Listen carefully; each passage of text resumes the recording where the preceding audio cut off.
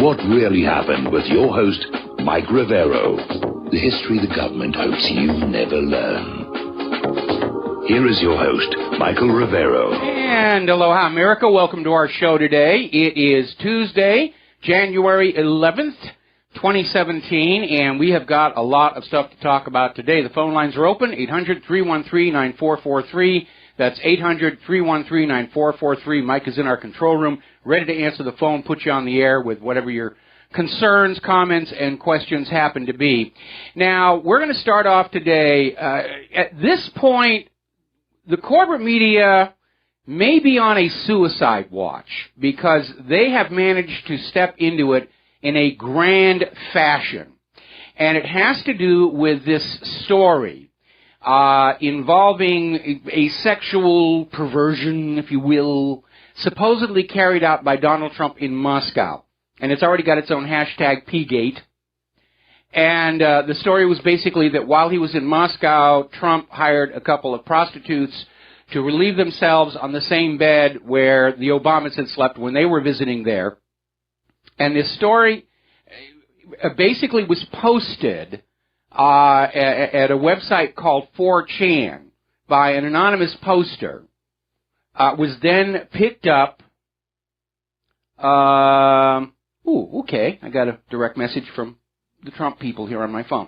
Anyway, so they picked up this story. It went to Rick Wilson, who's a GOP consultant, part of the Never Trump group. Rick Wilson has extremely close ties to Evan McMullin, who's an ex-intelligence official, also a neocon, also opposed to Trump. McMullin gave this report to John McCain, who openly admits he was the one who handed it over to intelligence agencies, and they were running with this story. Okay, and basically it turns out 4chan is saying this is nonsense. Now, a lot of the corporate media actually did have this story a while ago and said this is just not passing the smell test. But BuzzFeed ran with it. And even though BuzzFeed said this is unsubstantiated, it's just too juicy and hot to not do something with. And then once BuzzFeed had it, that was the goat for the rest of the corporate media to run with this story. And as it turns out, it is a complete hoax. 4chan is saying it was fan fiction. Somebody who hates Donald Trump just made this up as a fictional story and posted it, and it was grabbed by everybody up the chain, including the corporate media, and they are hugely, hugely embarrassed on this. Donald Trump, of course, said this is complete and absolute nonsense. The Kremlin is saying we don't know where this came from. It's got nothing to do with us. This information does not correspond to reality and is no more than fiction. So it's a huge embarrassment. And people are already making fun of it. People are already making fun of this. There was a video put out by this gentleman saying, I did give Donald Trump a golden shower. He liked it very much. And the gentleman on the tape is actually in the business of selling custom-made bathrooms, high-end metal fixtures. So his idea of a golden shower is probably more along the line of what you're using every day in your bathroom. And they're making fun of this whole thing.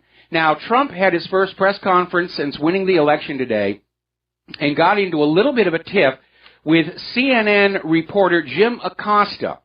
And Acosta felt he had to stand up in defense of himself and his industry because Donald Trump, as an example of how the corporate media is just running wild, there was a report that a Michael Cohen had met with a representative of the Kremlin.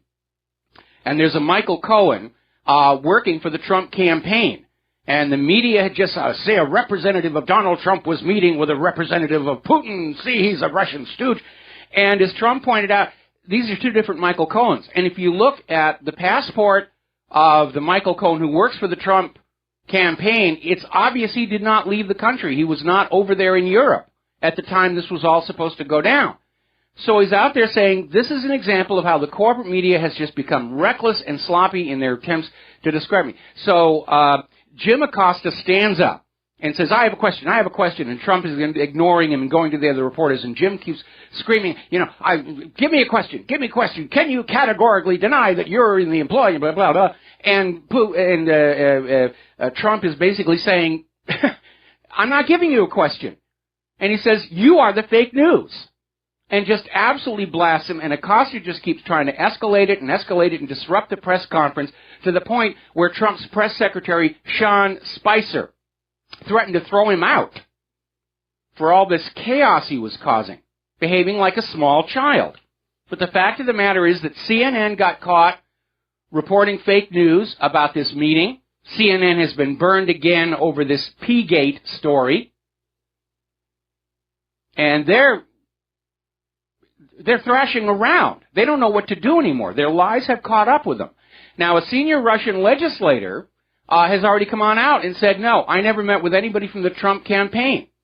Was interviewed by TASS and said, this is nonsense. This is an attempt clearly to sour relations between the U.S. and Russia to the point where Trump and Putin cannot repair them. But it's not working.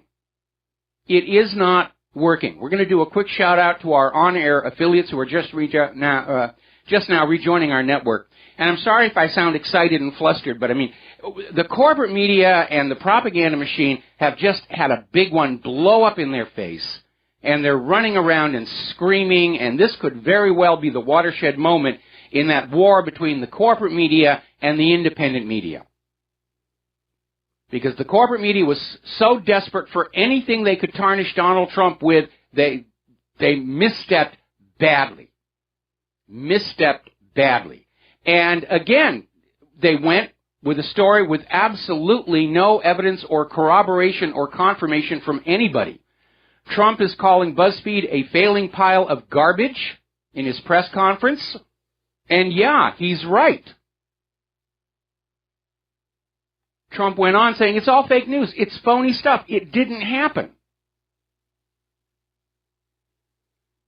Trump's press secretary, Sean Spicer, is saying BuzzFeed is outrageous and highly irresponsible, and that's true. And this gets back to something I was saying back during that whole Pizzagate thing. And again, to clarify, I know pedophilia is a major problem among the rich and powerful, but Pizzagate felt like a setup. And we in the independent media, because we have become a major force shaping the public awareness of what's going on, we have to be journalists. We have to be responsible. We have to be very careful. We have to be more professional than the professionals over at the corporate media. When we get a story, we have to vet it. We have to double check it. We have to fact check it. And we don't go with anything that is questionable just because it sizzles and it'll get us more hits and more readers and everything. We have to be very careful. The corporate media is waiting for somebody in the independent media to stumble badly and sue them out of existence in an attempt to silence everybody else. And I think that was a big part of what was going on with Pizzagate. They wanted somebody to make an allegation that would open them up to defamation lawsuits. And most people didn't bite. Now, Russia Today has come on out going after that U.S. intelligence, and I use the word loosely, report on Russian hacking, pointing out that most of that material that's in that report, which is just claims without foundation, actually dates back from 2012, before Trump even declared he was going to be running for the presidency. They're using outdated material. Remember Tony Blair's dodgy dossier? Was based on a 12-year-old, outdated, stolen student thesis. And the thesis had been written before Iraq and the United Nations had come to an agreement about the weapons, and it was hopelessly outdated and inaccurate. But it serves the agenda, therefore we're going to move forward with this thing. Now, there's yet another intelligence report that's circulating around. Basically what it is they're going with the spaghetti approach. They're throwing as many of these allegations against the wall as they can in the hope that some of them are going to stick. And so there's another report going on about how Donald Trump, for the last 5 years, has been cultivated, supported, and assisted by Russia. CNN actually led with this, saying that this former member of British intelligence, who now works for a private intelligence company,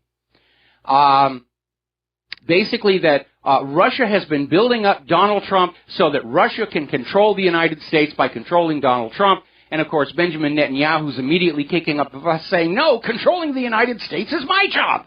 What is wrong with you people? And they're really in a panic mode, and it's really beginning to feel like those last few weeks before the collapse of the Soviet Union, where the Soviet citizens were aware the government and their corporate media were lying to them, and all the government and the corporate media could think of was more lies, and that just accelerated the breakup here. Now, at this point, I think it would be advisable for Donald Trump, once he takes office, to remember there are existing anti-monopoly laws which can be used to break up these giant media corporations that are in control of everything that you see, hear, and read. Now remember, originally in this country there were laws that placed strict limits on how much media any one entity could own. But back during Operation Desert Stomp, the U.S. government went to the largest media corporations and they said, we're going to make you a deal. You will embed your prostitutes and correspondents with our troops. You will report on the war the way we tell you to report on it, and in exchange, we will rescind all those limitations on media ownership, and you'll be able to buy up all your small competitors. And that's exactly what happened. The large corporate media propagandized you about the war in Iraq, Saddam's nuclear weapons, and so forth. And following that, they were able to gobble up all the small independent media into these giant corporations that now own it all. I remember when Clear Channel just went on this binge of buying AM radio stations all across the country, which is why we are in this situation right now where all corporate media is controlled by just a handful of people, all of whom have corporate interests and ties to the government. And there are laws already on the books that could break them up, and they need to be broken up. We need to bring back diversity of perspective and opinion to the American people. Now, supposedly intelligence chiefs briefed Donald Trump to tell him that Russia has compromising information on him. They're trying to sour relations between Trump and Putin before Trump can even get into office. Trying to make Trump automatically distrustful of everything Putin says. It's not working. And again, the media has stepped in it on this one. So follow along. I must have angered somebody. My server's under attack.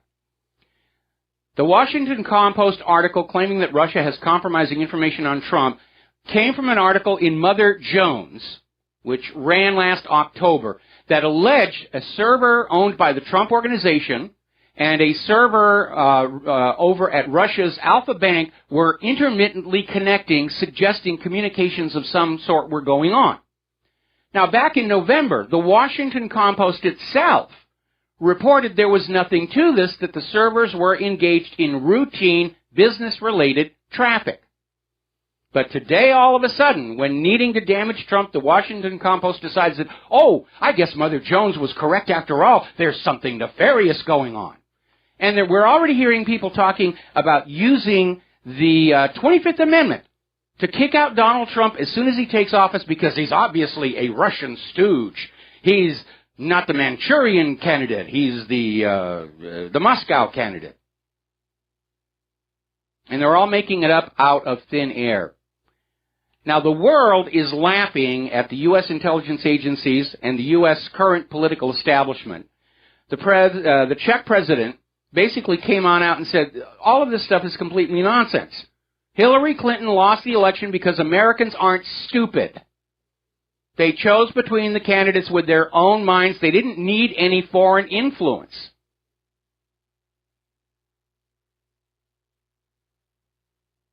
So, now the truth is, according to ex-CIA officer Kirikow, Clinton stole the nomination from Sanders. Everybody saw that happen. They're not going to go along with somebody who's that dishonest. And she was a bad candidate. And she had all that baggage following along behind her. Hillary Clinton is carrying more baggage around than Kim Kardashian on a photo shoot. And that's why she lost. Hillary and her supporters were living in a dream world that they could use corporate media and advertising and public relations to basically create an illusion of somebody you would want to vote for. And it didn't work because Americans are now skeptical, they're perceptive, they're analytical. They look past that front illusion to see what's really going on. And that's what they voted on. They didn't vote. The presidency isn't a best-dressed contest. It's not Mr. or Ms. Congeniality. It's a question of character, how people behave when they don't think anybody is looking. Now, we are seeing more and more dire warnings coming from Hillary supporters about violence on Inauguration Day, and they're out there talking in grandiose terms of riots on the scale of Mexico, coast to coast. We're going to just burn the country down because we didn't get the leader that we thought we wanted. And that, of course, is not how America is supposed to be run. Now, at this point, I'm going to say, given the over-expectations that were attached to the post-election riots, the threatening of the electors, the attempt to disrupt Congress' formal acceptance of the Electoral College result, I think we're going to get to Inauguration Day. For one thing, Washington, D.C. is probably going to be under a blizzard. And that may sort of cool things down, metaphorically speaking. There may be some violence. I don't think it's going to be the gigantic crowds, the crybabies and buttercups and snowflakes are thinking it's going to be. But obviously, the D.C. police and security details around President-elect Trump are going to be on their guard, and they should be. Paul Craig Roberts is still out there saying that Trump's inauguration still is not a slam dunk. Paul Craig Roberts is somebody I have a great deal of respect for. Now then, Barack Obama has given his farewell address. He broke with tradition. Normally, presidents give the farewell address from the Oval Office, and instead, Obama went back to Chicago to give his farewell address, during which he referred to himself 75 times. Remember what I said about narcissistic personality disorder? I think it's fully on display here. We ought to have psychological screening for all candidates for elected office. We really should. Would have flagged Anthony Weiner before he proved to be such a humiliation to his constituents. Now, Obama has always tried to claim, and wants this to be part of his official legacy, that he was the most transparent administration ever, yet it's already been leaked on out that Obama's staff at the White House are destroying public records. They're shredding documents before leaving office. And yes, previous presidents have done it, but it is still illegal. Everything in that White House is the property of the taxpayers. The work product of the president and the staff belongs to the American people. And we have a right to see what's in there, to be able to look back at that documentation at the Obama Presidential Library and say, maybe they weren't being as upfront with us about certain things, like Benghazi. But at the rate they're shredding documents at the White House, there's going to be nothing left for the Obama Presidential Library except autographed copies of his official legacy and those 2 little Obama Romney dolls I donated. Probably all that's going to be there. Now, the U.S. State Department is responding to demands, or has responded to demands, that there be some kind of proof behind all these allegations of Russia hacking the DNC and Russia hacking the election and Russia doing this and Russia doing that. And, of course, there isn't any evidence. Nobody's going to admit that, though. The State Department's official response to all of these inquiries is it would be irresponsible to release this evidence. It would compromise certain key individuals themselves. They're still living in a world where people trust the government just because it's the government, and that's not the new reality. The new reality is we all distrust the U.S. government because it is the U.S. government, and we rightly should do that. We got to take a break for commercials. We will be right back. Aloha, America. Welcome back to the show here. And speaking of politics and corruption, I actually get a lot of emails saying, why do you have politics and corruption as the same topic heading? Well, it's impossible to pry them apart. And apparently the House GOP last week changed a rule to allow members of Congress to keep their records hidden from ethics or criminal investigations. In other words, the law doesn't apply to the elites. If you conceal evidence, you can be charged with any number of crimes, including obstruction of justice, lying to the police, lying to the FBI. But Congress has just said, it's okay when we do it. Because we're members of Congress, and we are superior, and therefore we're entitled to the protections of the nobility, as it were. Speaking of corruption, apparently John McCain, in this last defense bill, slipped in a rider authorizing the sale of Native American land to a copper mining company.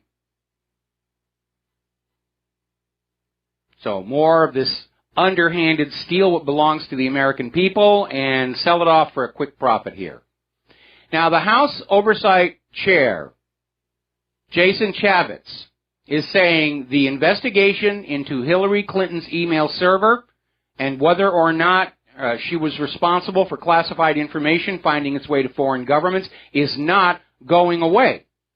And that in point of fact, with the incoming Trump administration, they are now feeling they are unfettered because they had been under pressure from the Department of Justice, Loretta Lynch, James Comey, and the FBI. We don't want to talk about this here.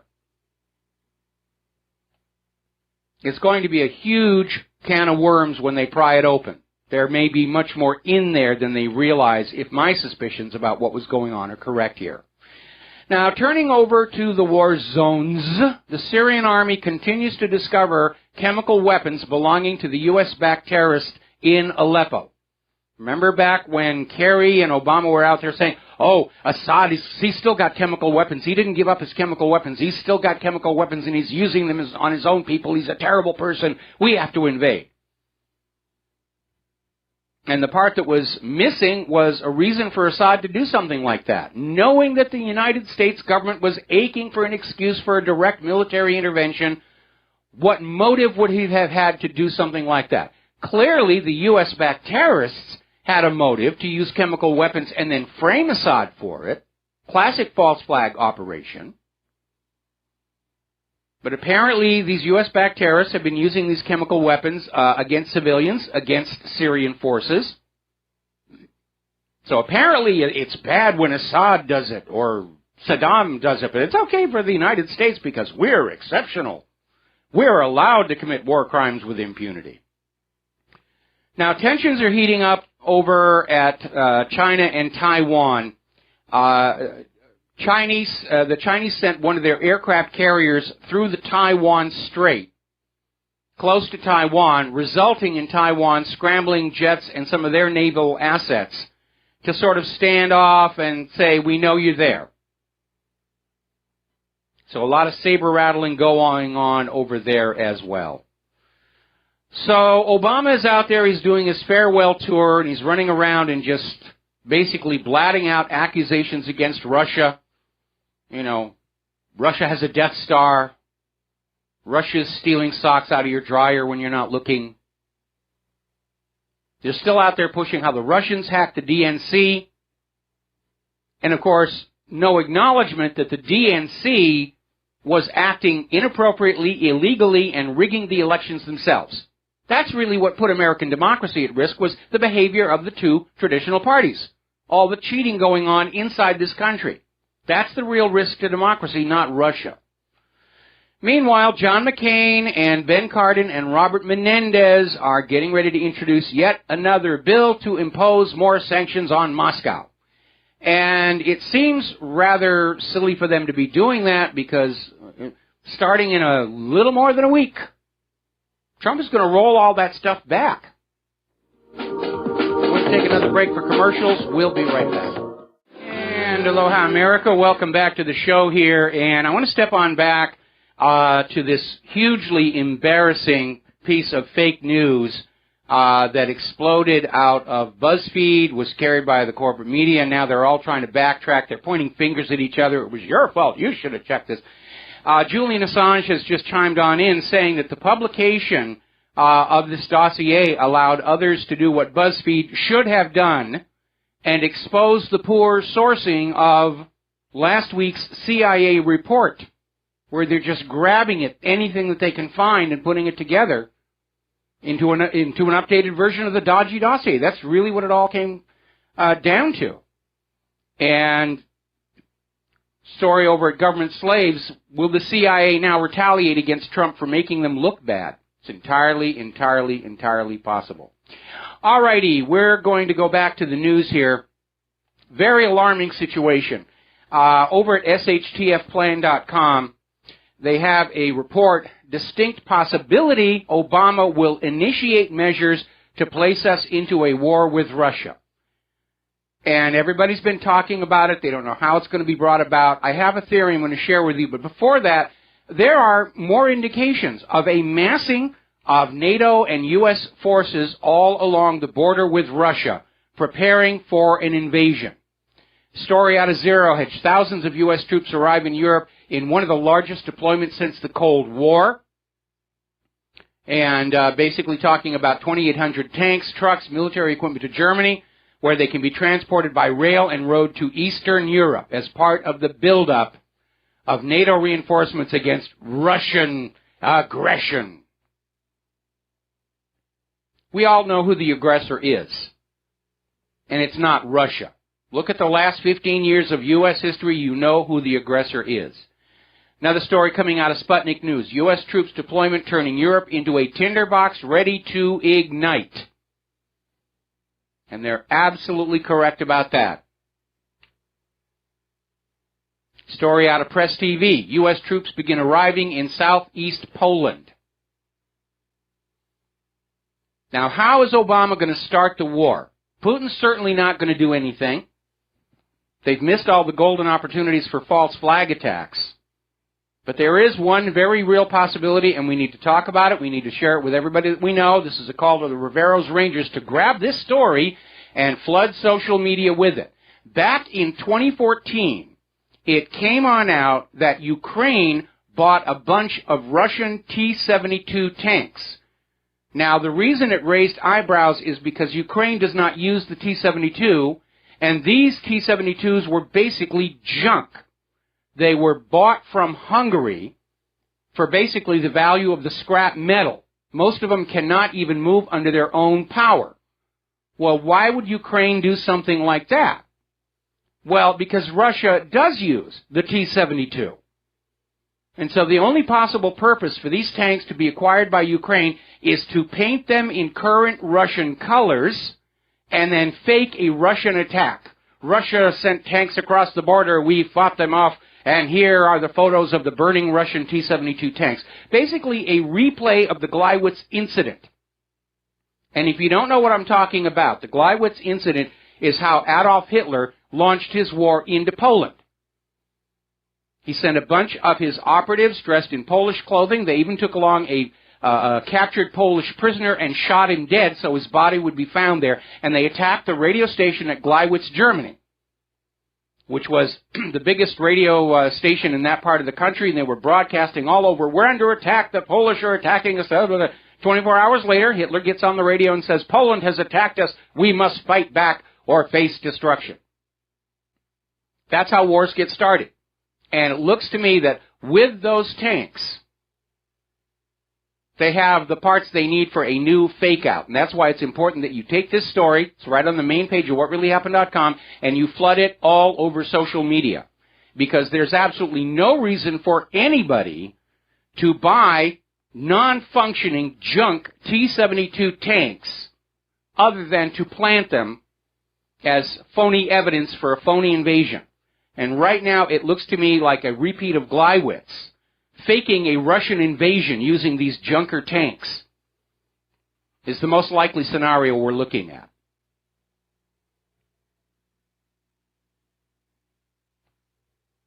And by the way, little footnote, another reason why this purchase of these Hungarian T-72 tanks drew attention was because they were shipped to Ukraine by a very circuitous route around Europe. Somebody didn't want the world to know Ukraine was buying these old, busted-up T-72 tanks.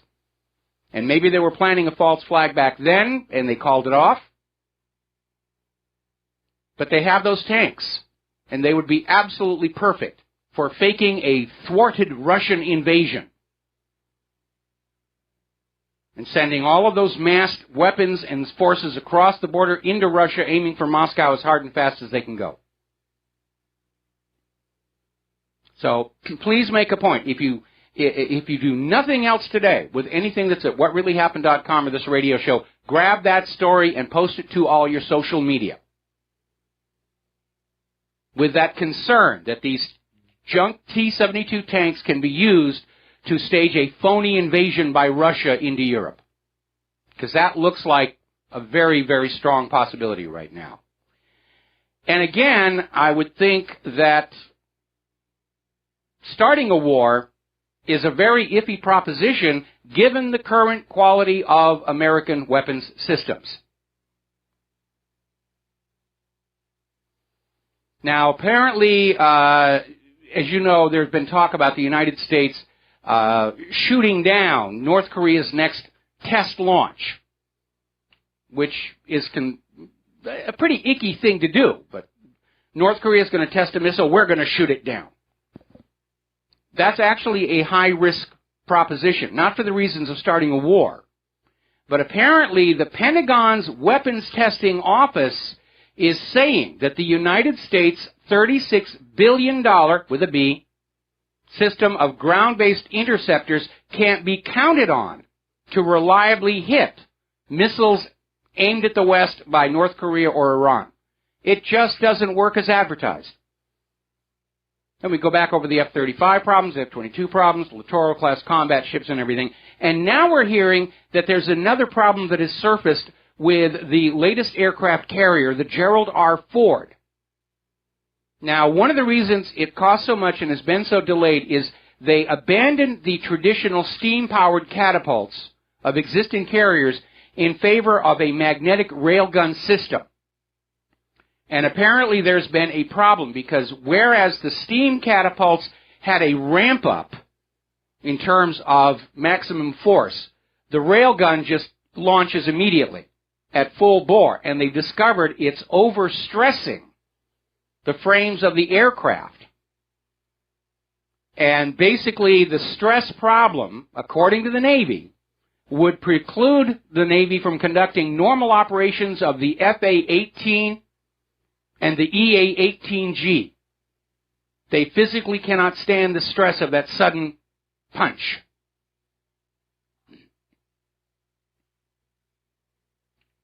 So, now do you remember the last Olympics and there was this big hue and cry where they had a Russian defector who said Russia was doping their athletes, and they kicked out a bunch of the Russian athletes, kicked out all the Special Olympics contenders as well. I mean, huge slap in the face.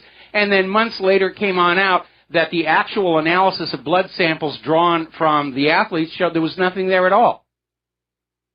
But if at first you don't succeed, lie again, and the national anti-doping organizations are calling for a permanent ban of all Russian athletes from all international sports competition, as well as to strip Russia of the right of hosting any global tournaments. It's just another dig. It's another go. Come on, Putin. We're going to keep on doing this until you strike back. I dare you to step across that line. I dare you to knock this stick off my shoulder. It is very childish, and we could laugh at it if there weren't mushroom clouds on the far side of all this nonsense. Now, over in France, bad news for George Soros and his globalists. Marine Le Pen is surging into the lead in the latest French presidential election polls. People in Europe have had it with this globalization, European Union. They're certainly absolutely terrified out of their minds that the U.S. is going to actually start a real war with Russia that could easily wind up in their front yards. They've already been through that twice. They don't need to see it again.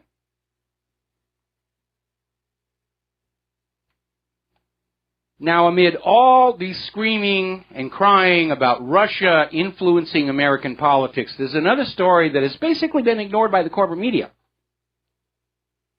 And that was where there was a senior diplomat in the Israeli embassy in London who was caught on video plotting to basically remove members of the British government, including Foreign Office Minister Sir Alan Duncan, because they weren't pro-Israel enough.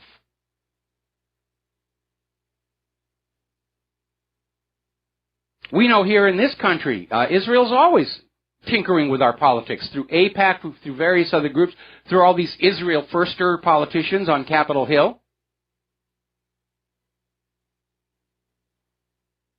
And let's see, the Israeli embassy had been plotting to undermine labor leader Jeremy Corbyn, and they were caught on video allocating funds toward that goal. Israel's the one who's tinkering in foreign governments and foreign elections, but according to the U.S. corporate media, it's okay for them to do that. We expect Israel to come on over here and reduce Washington, D.C. to a Vichy government. It's okay for Israel to do it, but if Russia's even suspected of doing it, that's cause for war. Now, over in Israel, where their idea of peace with Palestine is to have more pieces of Palestine, Israel's Justice Minister, Ayelet Shaked, is basically invoking biblical mythology, saying that the Bible gives Israel a legal right to a Palestinian city. Because in the Old Testament or the Torah, there is a text about how this place was bought by Abraham and the first deed of sale of its type in its world, so we have a historical and legal right to the place. No, the Babylonians kind of erased your title deed a little bit more recently. But again, the Bible is not really law, and it's not used as foundation for law, at least anymore in a civilized world. You have to remember the Bible was cited as the source for the legal right to torture and burn all those accused witches. I don't think we want to go back there. We're going to take a phone call here. Mark in North Carolina. Aloha. Welcome to the show. What's on your mind? Hey, Mike, what's going on? Mike, I'm thinking about what they're doing on the border with Russia right now. They may be, it may come to the point where Putin's just going to decide to launch a blitzkrieg. I don't think he's going to do that. I think he's just counting the time until Trump can get on in, but obviously if the U.S. does stage a Gleiwitz repeat with those Junker T-72s and the forces go across the border into Russia, Putin will have to respond at that point. But I think he'll confine the war to within Russia's territory so that he can rightly say to the world, we're fighting a defensive war. We're not invading anybody. We're not trying to conquer anybody. We are fighting a defensive action against foreign invasion that is completely unprovoked. But the thing, Mike, is this. Russians have a memory about World War II, and rightfully so. When they see people massing on their border like that, they might just say, to heck with it. His generals might even be advising him, we got to go first. We got to hit them first. Kind of like in 1967, I believe Israel was kind of like surrounded. At least they felt it was surrounded. They claimed they were surrounded. Hang on. Okay. Israel claimed it was surrounded. Israel claimed they had intelligence that these other countries were about to attack, and there never was any. It was just, again, another big lie to sell a war. Oh, we've got reliable intelligence. Egypt and Syria are about to attack us, so we have to attack them now. It was another complete, absolute pile of government bovine excrement. And let's be clear about that. There was no evidence Israel was about to be attacked. Israel just hauled off and attacked people, claiming, oh, we're the victim, they were coming after us if we didn't strike first. And I understand that you're probably right. Some of Russia's top military are probably saying that maybe we ought to be a little more proactive, but Putin is still in charge. And Putin understands he's only got to wait this out for the next 10 days. And I'm sure what he's calculating is how far, let's say hypothetically that they stage this phony tank thing tonight and the war is launched tomorrow. Putin's going to be looking at a map and saying, how far can these NATO forces actually get in just 7 days? Because if they can't get to Moscow, then Trump gets into office and everything gets called off.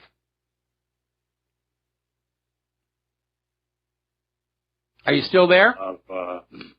Yeah, I'm right there. I'm saying you're still talking about thousands, if not hundreds of thousands of casualties, and that's provided no nukes get involved.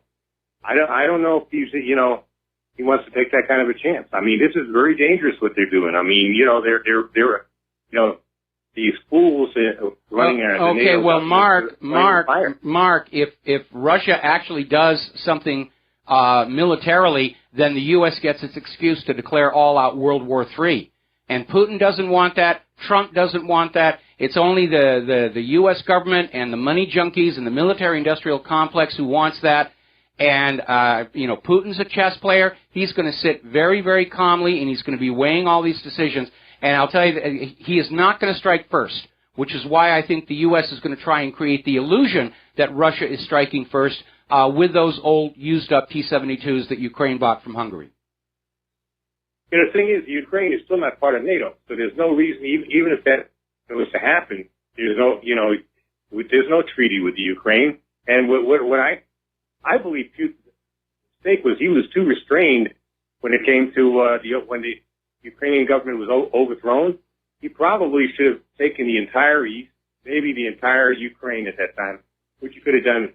He could still and that would have opened up the door to war with the U.S., which is what Putin does not want to have happen. Putin has always demonstrated tremendous restraint and caution. He does not make decisions recklessly, which has become the hallmark of the United States government, unfortunately. And so, I think the most likely scenario that we're seeing in the next week is they're going to try and claim that Russia has invaded Europe using repainted those T-72 tanks Ukraine got from Hungary. And they'll be off and rushing before anybody can say, oh, there's really no NATO treaty or anything. Anyway, Mark, got to let you go. Got to take a break for commercials. We'll be right back. Aloha, America. Welcome back to our show here. We're going to go back to the phones. Jeff in Dallas, aloha. Welcome to the show. What's on your mind? Bonsoir, Mike. How are you today? Bonsoir. Hey, man, a quick, three things. About the pronunciation of Melania or Melania. Yes. I've heard it's Melania. Melania. I've heard it's as Melania. Okay, your beautiful wife, do you call her Clary or Claire? Claire. Okay, Donald Trump calls Melania Melania. Well, I'm going to have to yield to his authority on the subject, and I'll call her Melania Trump from now on. Not that she's talking to me, by the way. Okay, clear that up. Well, she is beautiful. She's the hottest first lady in U.S. history. Jackie Kennedy, reincarnated. But do you know why the fashion designers that design clothes for Michelle Obama refuse to design clothes for Melania Trump? Well, I guess they're trying to show their loyalty to liberalism and so forth, but frankly, what they created for Michelle Obama was not very impressive. And anybody who's in the design world already knows that if the First Lady is wearing your designs, it is going to be very, very good for business. It's just like over in Great Britain when you win the title, by special appointment to the King or Queen to make boots or whatever, it's going to be great for business. That actually all got started by the Wedgwood China people, who are famous for that blue flat service wear with the white ersatz Greco-Roman designs, and it really is beautiful stuff. But what really took it off was some of it was acquired by the royal family, and Wedgwoods started saying by appointment to their majesties, and everybody said, oh, well, if the king and queen have got this in their house, I've got to have it. And it became a global brand. And so, any designer who's out there saying, I refuse to design for the First Lady, is cutting their own throat business-wise, or maybe they just understand they're not going to be able to compete with the other designers anyway, and they don't want to go through the humiliation of submitting designs and being rejected. I may differ with that. I think the designers that design clothes for Michelle Obama refuse to design clothes for Melania Trump because they don't know how to design dresses for women. Oh, come on. What some of the stuff I saw. All right, well, thank you very much. We're going to let you go. And in fairness, yes, it's going to be a lot easier to design for Melania. But frankly, I don't know why these other designers got to design for Michelle, because what they designed didn't work. There were things that would have worked a lot better on her frame, and I don't know what, political patronage. It's like the other day I was saying that foundation grants are handed out as payback for political favors. Maybe the same thing applies to design firms as well. We donated to the campaign. We get to design for the First Lady. We're going to take a break for station identification. We'll be right back. And aloha, America. Welcome back to our show. Hour number 2. The phone lines are still open, 800-313-9443. Let's talk about the economic news because, frankly, there are some areas of concern. And, again, Barack Obama is out there trying to create his legacy about how the economy recovered under his watch, and that absolutely is not true. According to Pew Research, the middle class shrank during Obama's 8 years in office. And there are two factors at work there. First of all, the middle class is where the disposable income is, so as people start grabbing, and you must buy this and you must buy that, and we're going to raise your insurance rates, that tends to preferentially burden the middle class. The second one is, if you look throughout history, all tyrannical governments try and destroy the middle class because it is from the middle class that opposition to oligarchy arises. They tried to do it in revolutionary France. They certainly did it in the Soviet Union by designing a system where there was no middle class allowed. And we're seeing the middle class under attack here in the United States because it is from the middle class that opposition to the current regime, the establishment, has been rising. So it may be intentional. Now, the reality is, despite Obama's claims that he was presiding over this wonderful economic recovery, right now 69% of all Americans have $1,000 or less in bank savings accounts. And frankly, with negative interest rates on the horizon, even that's too much. But it basically says Americans don't have any economic resiliency. They are one disaster away from being homeless.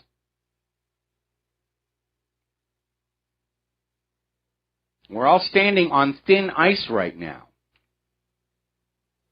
Now, yesterday we reported how Citigroup had cut their recommendation for Goldman Sachs to sell. It turns out there's a little tit-for-tat going on there because apparently Goldman had cut Citi to neutral. Now, the bank stocks are still skyrocketing because everybody understands that the Federal Reserve is still creating money out of thin air and pouring them all over the banks. So they just want to get in on that action. But it looks like we're starting to see the Wall Street firms actually go on the attack against each other. A little bit of a war using the ratings as the weapon. Oh, they're less secure than we are. You want to bring your money here. So if they're now starting to fight amongst themselves over the available remaining wealth out there, that's a sign that we're getting really close to a break. Out in Los Angeles, the city is being forced to borrow $70 million solely to pay out liability payments for wrongful arrests, people injured, or families of those killed by the police. And this is going to cost the city about $9 million per year just in the interest charges. And basically, the city has used up their reserve fund for all these high legal payments to victims of police shootings, wrongful convictions, and so forth. Well, maybe instead of going deeper into debt, you might want to rein in the wrongful shootings, the wrongful convictions. You might want to get the police under control if you want to save some money, rather than simply burden the taxpayers that much more. Now, the World Bank Group is out there analyzing Donald Trump's proposed tax cuts, saying it will boost economic growth. And that's not too surprising. We saw the same thing with the Reagan tax cut. Remember the big, famous Reagan tax cut? He slashed taxes, and all of a sudden the economy lit up, became much more productive, more products are going out, more wealth was being generated, and government tax revenues actually increased because of the boost to economic activity. And why the liberals don't seem to recognize that lesson, that taxing the people more and more and more harms the economy, shuts it down. And we're hovering at the edge of a lockup as it is. What you have basically is this upside-down U curve between economic activity and tax rates. And you want to be kind of in that middle area.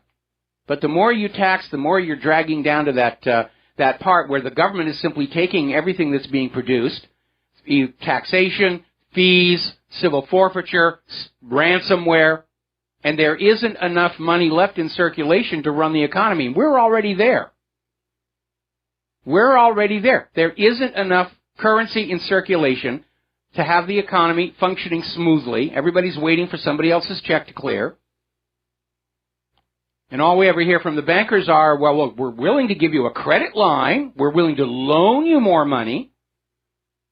Increase the degree of slavery. That's not what people want. People don't want more loans. People want a system in which they're able to trade their labor for decent wages and salaries, which they will then pump back into the economy at the shopping malls, car dealerships, and so forth. That's what makes sense. We're going to do a shout-out now to our on-air affiliates who are just now rejoining our network. We're talking about the economy. We're talking about Trump's proposed tax cuts and how they might actually stimulate the economy a lot better than all of this stealing money from the American people and pouring it all over Wall Street, which hasn't done anything but stimulate Wall Street. And they're already overstimulated. I think a good analogy of an economy would be a pickup truck going up a hill, and it's got some rocks in the load bed. Now, the rocks represent taxation, and the strength of the engine represents the functioning economy at its best. But part of that energy from the engine is used up by the engine itself, by the transmission, by the brakes, and so forth and so on. So there's an upper limit to how much of a load you can put on that truck. One rock too many, and the engine will start to stutter and stall.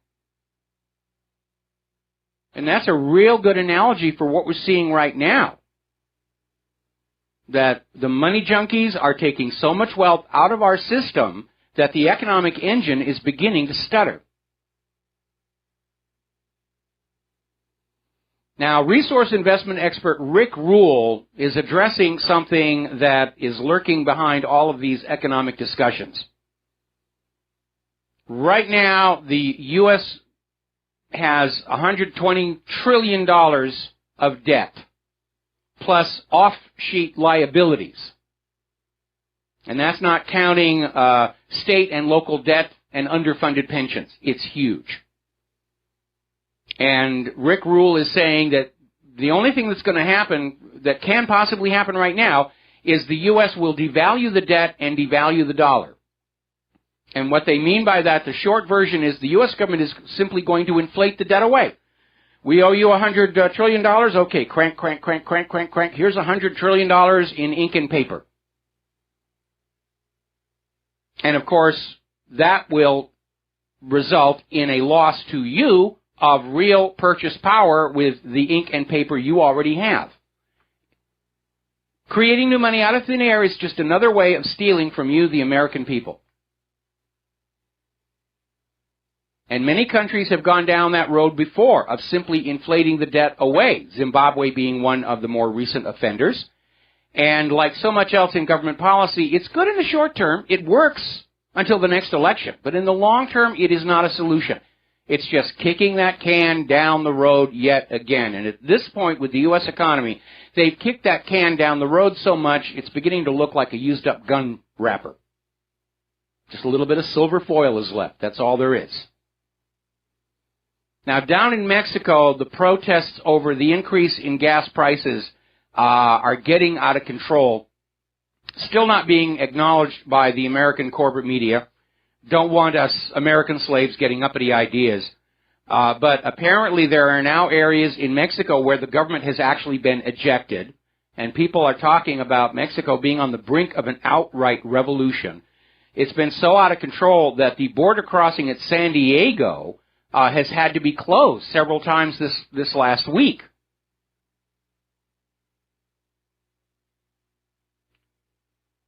And it could happen here. We've seen it in South America. Now it's moving north.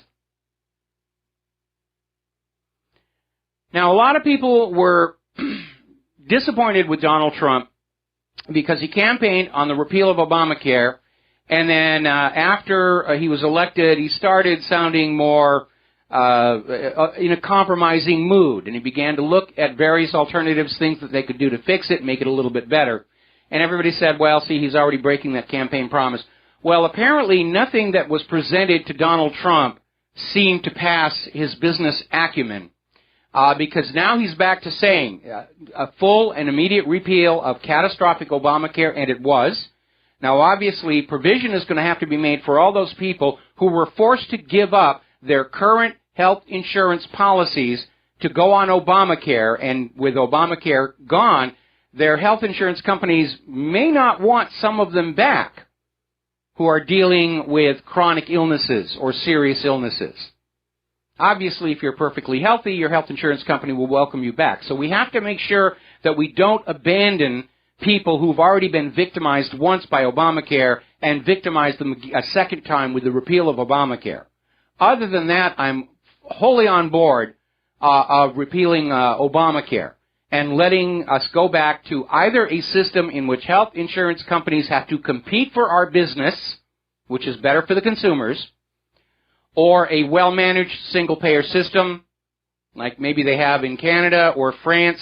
But even those can have problems. We were reporting yesterday about this big stink over in Great Britain, where apparently during the year 2015, 800 patients died partially as a consequence of hunger and dehydration.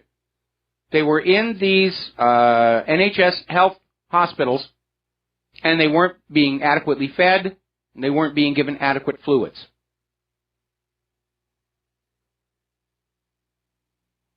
I think maybe going back to the neighborhood doctor and getting rid of all of this gigantic overhead, because that's where a lot of this cost comes from, is all this gigantic overhead. Doctors today spend more time filling out paperwork than they do seeing patients.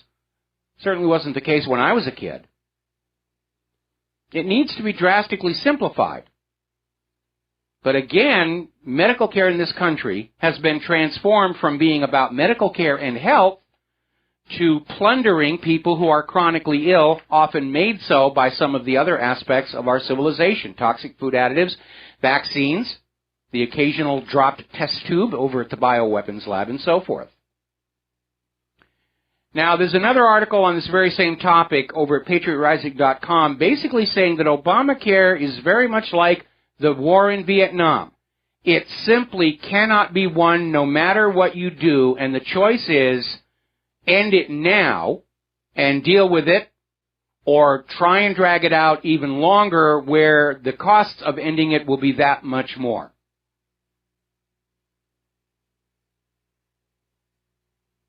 Now, over in Europe, where George Soros is trying to assemble the first stepping stone to his new world order of everybody blended together.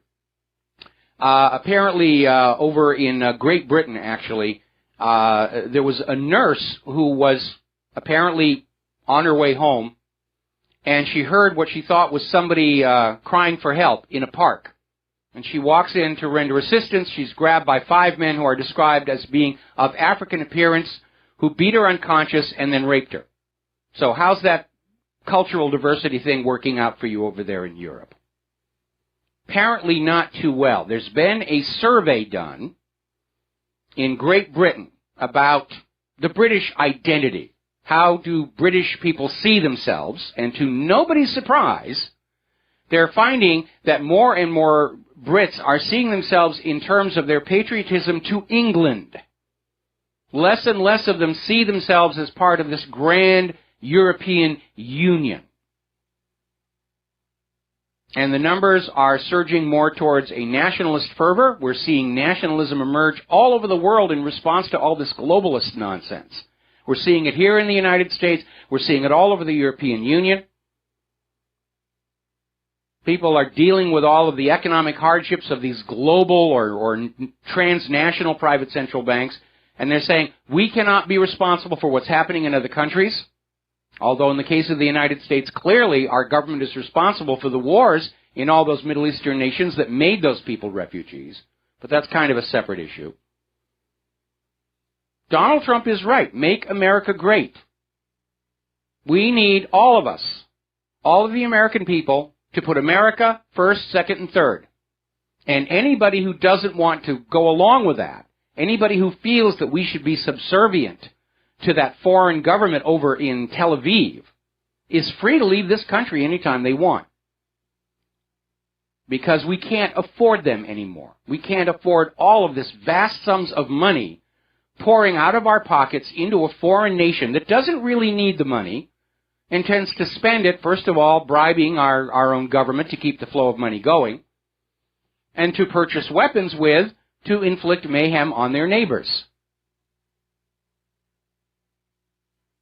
Now, a little bit of good news coming out of Europe. Hungary has now started a crackdown on all George Soros-funded organizations. And basically, apparently they were waiting for Trump to go into the White House, because apparently Obama was intervening with Hungary saying, no, don't you do anything about Soros. And, you know, we're all behind Soros and his plan to create a one world government and a single golden throne for planet Earth, because I want my turn sitting on it. And now with that interference and restriction gone, Hungary, and this is a dramatic blowback against the globalist establishment, they're going to crack down on these George Soros organizations. Russia's already kicked them out because the world has come to understand these George Soros organizations are not about charity. They're not about making life better. They're about bringing individual sovereign nation states into this single global empire. And this single global empire is not being done for your benefit. It's being done for those who will rule it. A single global private central bank, a single global government. You know, I find it very amazing that you read history books about Alexander the Great. What an amazing man. He conquered all this part of the world. And then you dig a little deeper and you find out what life was like for the ordinary people in all of these places Alexander conquered. Or for that matter, in the Roman Empire. And you find out it wasn't really very good. It wasn't very pleasant. And if there's one way that history has cheated us all, it is the portrayal of tyrannical empires as somehow being a good thing for everybody involved. And it most assuredly was not. Now, Obama, in his farewell address, called on white Americans to acknowledge the effects of slavery and Jim Crow because it didn't suddenly vanish in the 1960s. And remember, the racism in the 1960s was an artificial construction of the FBI's COINTELPRO program, just like it was for Hillary's campaign this last year. And nowhere in this whole speech about how we have to accept the effects of slavery and feel appropriately sorry was there even a mention of that mentally disabled white guy tortured by the 4 blacks up in Chicago. The agenda clearly is blacks can do no wrong, all white people are evil. No, we're not. We're not. And the most important thing that we can all do right now is to resist this idea that we all somehow share a collective inherited guilt for things that happened before we were born. That's one of the most powerful psychological enslavement tools governments use. Israel uses it all over the time. I wasn't born during World War II. The vast majority of you listening to this show were not born in World War II, and still Israel says, you have to pay us because of what we tell you happened in World War II. No, we don't. We're not responsible. We had nothing to do with it.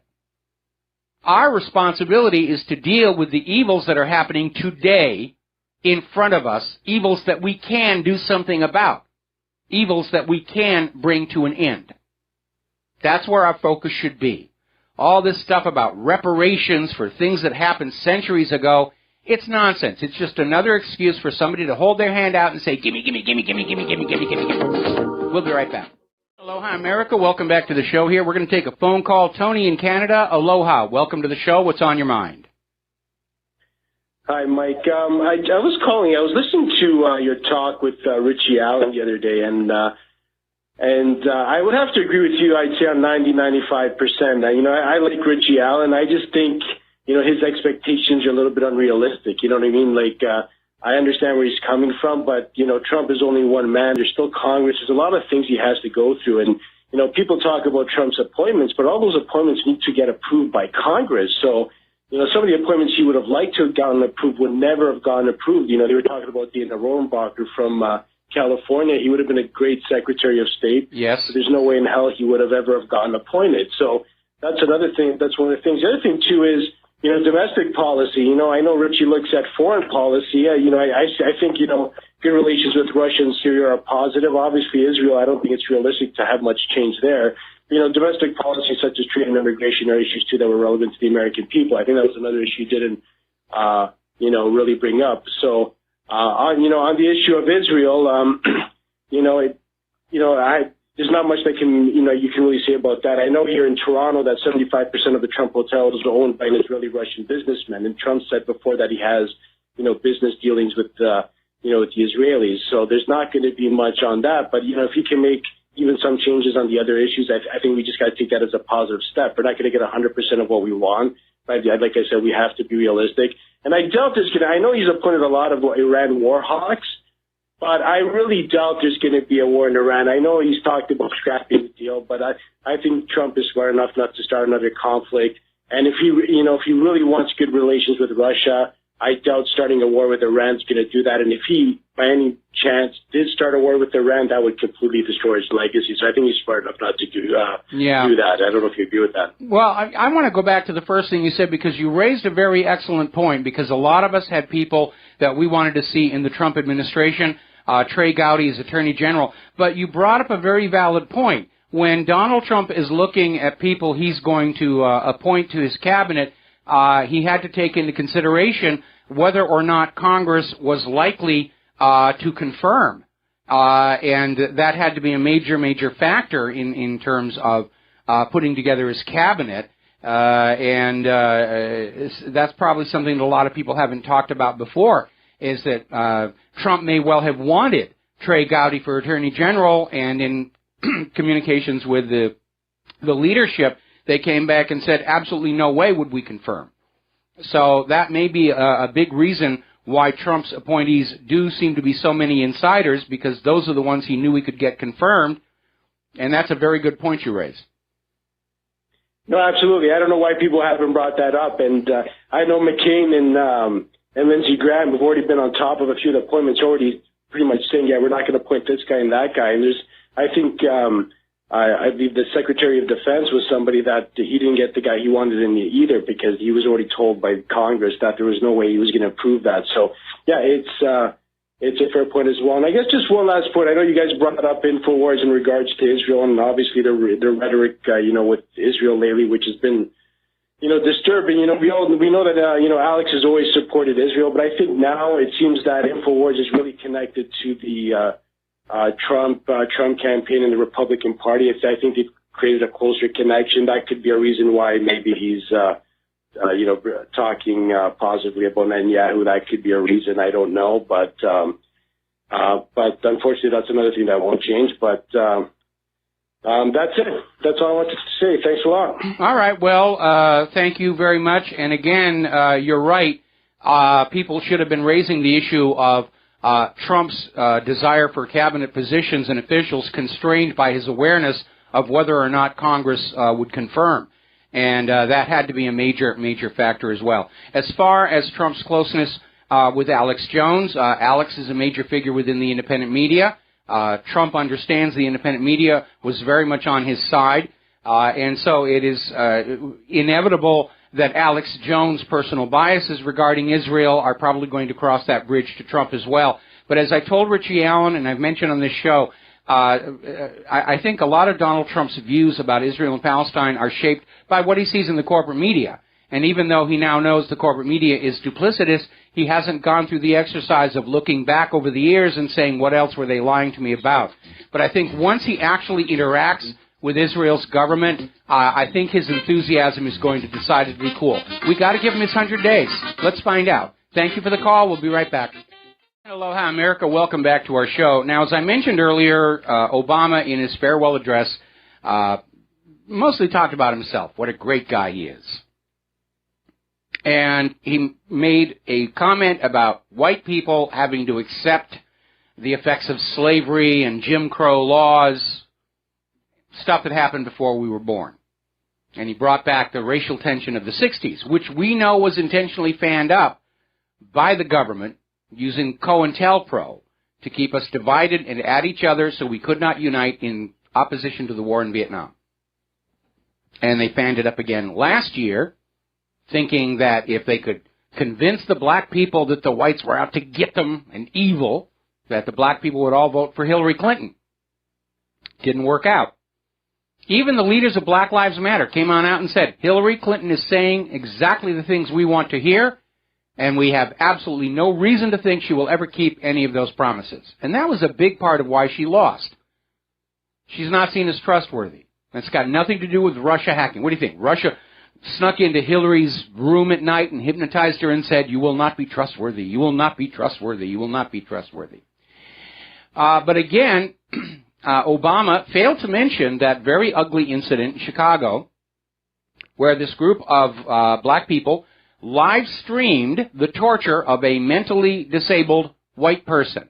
And the liberal media was quick to cover it up and say it's no big deal. Even the Chicago police were saying, this sort of stuff happens all the time. It's no big deal.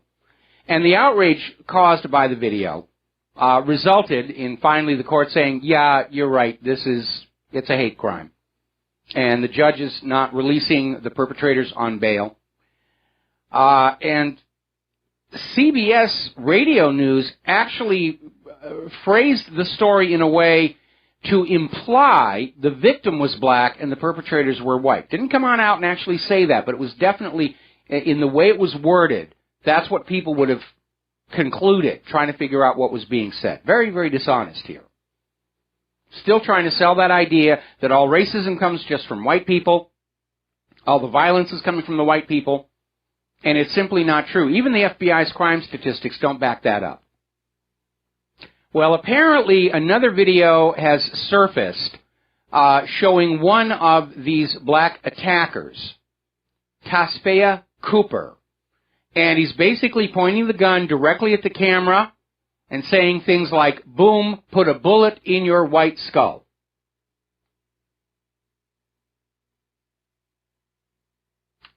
Now again, I think this is an after effect of that entire year of Black Lives Matter and race baiting and just trying to create a serious racial division in this country to benefit the Hillary Clinton campaign or to keep us angry with each other and not paying attention to the government.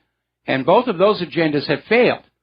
But now we're living with the after effect of this policy. And it reminds me of that story about how when Donald Trump got elected, all of a sudden teachers all across the country were dealing with absolutely traumatized pupils in their classrooms because for the entire year they'd been propagandizing the kids about all the horrible things that were going to happen if Trump became president, what a monster he was evil, he was this and he was that, in the hope that the kids would go home from school and say, at school they taught me this about Donald Trump and you've got to vote for Hillary. And that also did not work either. And so the election comes and goes, Trump wins, and all of a sudden these kids who don't understand their teachers were feeding them a big heaping pile of USDA choice bovine excrement, they're now in a panic because they believed all these things that they were told about Donald Trump. And now we have the same thing happening here, where we've had an entire year of black people being told you're oppressed, you're being discriminated against, the white people hate you, violence is your only response, Baltimore, Trayvon Martin, all this other stuff. And now we have these kids who are out there who absolutely believe everything they've been told about white people. And that's how we get these videos. That's how we get these kind of crimes.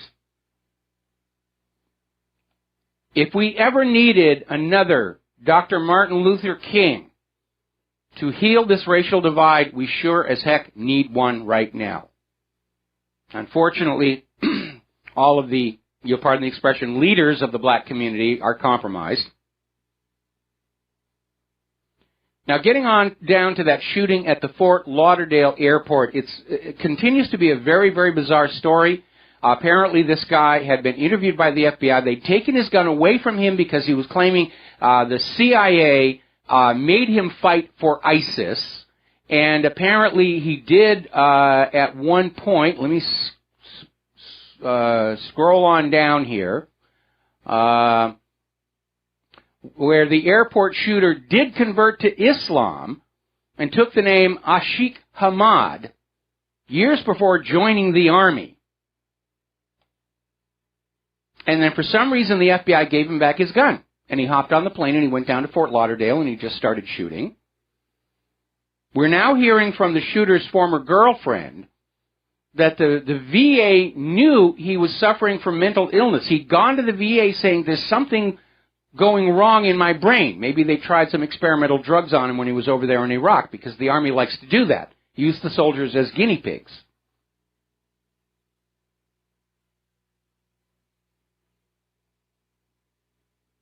And the VA did nothing.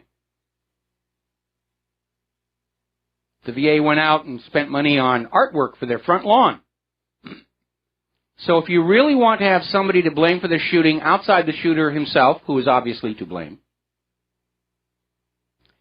the VA, because they're neglecting these patients. And it's one thing to neglect somebody who's lost an arm or a leg and they're basically static in their home.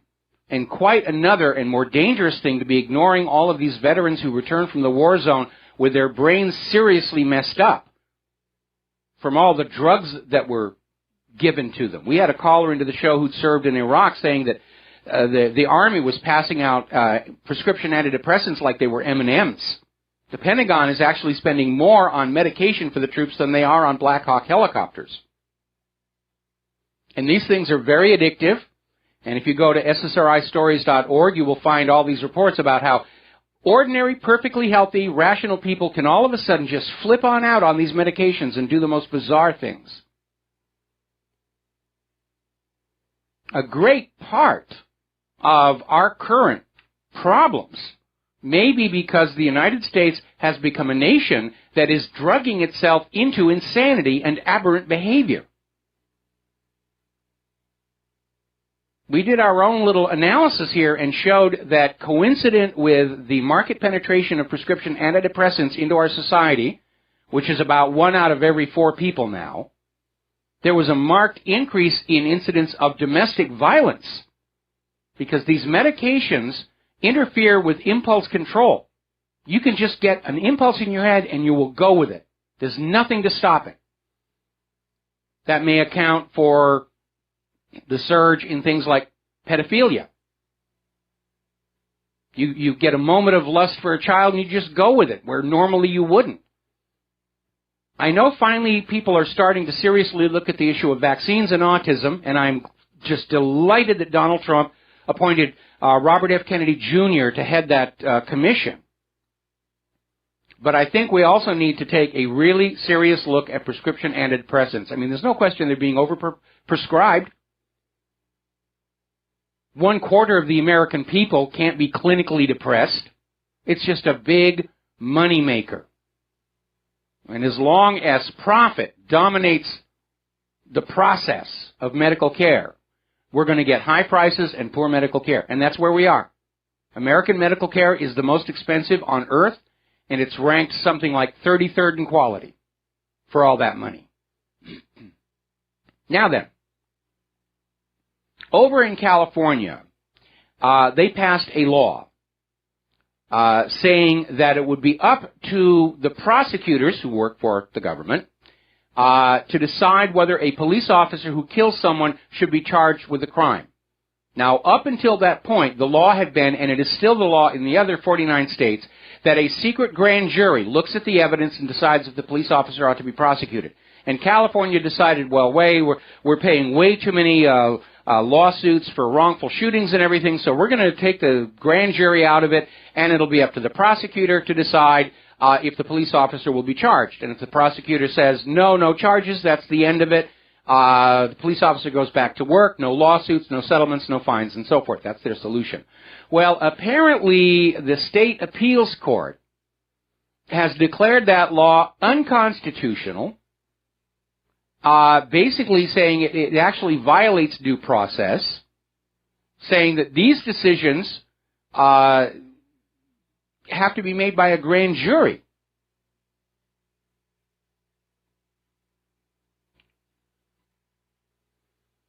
Now, up in New Hampshire, live free or die, they're starting to talk about permitless carry of firearms. Now, this is nothing new. Vermont has always had permitless carry of firearms, which is one of the reasons they have one of the lowest per capita murder rates of any state in the nation, as opposed to places like Chicago, which is held up as the example of gun control success by the gun grabbers. And they've got huge numbers of murders, and now we're hearing that even those numbers may be underreported because it's got a huge embarrassment for Mayor Rahm Emanuel and for the gun grabbers. Because history has always shown when law-abiding citizens are allowed to carry weapons, crime goes down. When the law-abiding or disarmed crime goes up, there's never been an exception to that. So that's something the corporate media and the gun grabbers need to hide from you. Now, New Hampshire is starting to talk about repealing the need for a permit to carry your own gun. Maine has already done it. I think it's a good idea. If just one of those people at the Fort Lauderdale airport had been carrying a gun, there'd be only one dead person instead of 5. And we're actually starting to see a big pushback where states are now talking about allowing teachers and even students to carry on college campuses and in shopping malls. Get rid of those gun-free zones. We were talking about one state is considering a law where if a business declares itself a gun-free zone, that business would be liable for any harm caused by an armed intruder on those disarmed customers. And I think that's a good thing as well. And, of course, the gun grabbers are going to say, well, if everybody's armed, it's just going to be like the Wild, Wild West. Well, that might not be a bad thing, because the Wild, Wild West was nowhere near as wild as you have been told. Yesterday we were talking about the gunfight at the OK Corral and how Hollywood has always portrayed it from Wyatt Earp's perspective, because Wyatt Earp actually went out to Hollywood and served as a technical advisor for the early silent film cowboy stars like Tom Mix. The reason we remember the OK Corral was it was very unusual. I mean, if it happened today, it would be lost in the newspapers amid all the other drive-by shootings and everything going on out. It wouldn't be considered newsworthy. It was newsworthy back then because that sort of thing really did not happen. Do you know the main reason why cowboys wore guns in holsters? Because if your horse threw you and your foot was caught in the stirrup, you would be dragged to death unless you had a gun immediately available to shoot your horse with. That's where the gun holster thing came from, along with, of course, the necessity to every once in a while shoot a rattlesnake. The reality is much of the myth of the Wild West was propaganda. Because when the West began to open up and homesteaders were heading on out there, it began to drain the labor force from the Eastern industrialists' factories. And there wasn't anything they could do to stop it.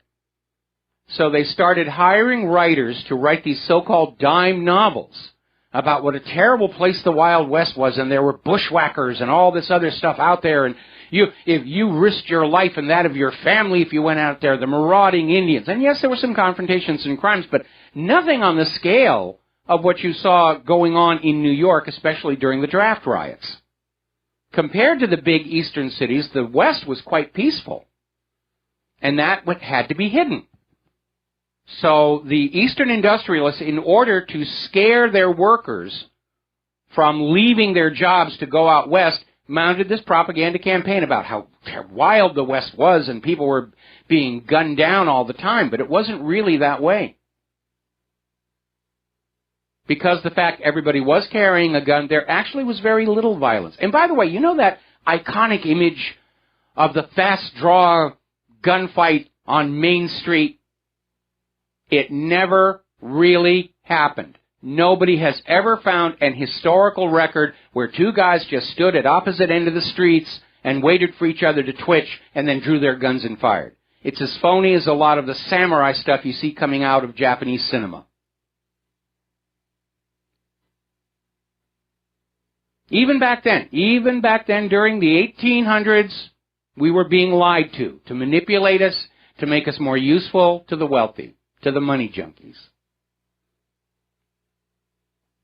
Now, I'm obviously very pro-gun, pro-Second Amendment. 2017 may be the year of the gun, where there's a pushback. I think everybody ought to be familiar with the handling of firearms in order to handle them safely. When you hear of an accident where somebody's accidentally shot themselves or somebody else, it's always somebody who's never been taught how to handle a gun properly, who thinks guns are still toys because, they used to sell them as toys. Where I grew up, you got your first gun on your 12th birthday, and with it, the lecture on gun safety, which was the second religion in our community. And the first time you misused that weapon, you would get a trip to the woodshed, would keep you eating dinner standing up for at least a week. So gun safety was taken very, very seriously. We used to take our guns to school all the time. It was no big deal. Put them in the cloakroom. Because on the way home from school, we were all stopping off at the farm fields to varmint them, chase out the critters that were eating our crops. And that was just part of life. There were no mass shootings. In fact, the entire time I lived in that town in New Hampshire, there was only one incident with a gun which appeared to have been a botched suicide. That was it. Nobody mishandled weapons. But nobody's going to know the proper way to handle weapons unless we stop this fear campaign of an object and start saying, this is what a gun is, this is what it can do, this is how you make sure it's not going to go off in the wrong place. We're going to take a break for commercials. We'll be right back. And aloha, America. Welcome back to the show, coming up on the top of the hour. And I want to continue on with this gun issue, because I think it should be apparent to just about anybody that all of the gun laws and restrictions and registration and all the rest of that aren't really working against crime. Certainly those gun-free zone signs do not deter mass shooters. If anything, it's an open invitation. Come on in, have fun. Nobody's going to fire back at you.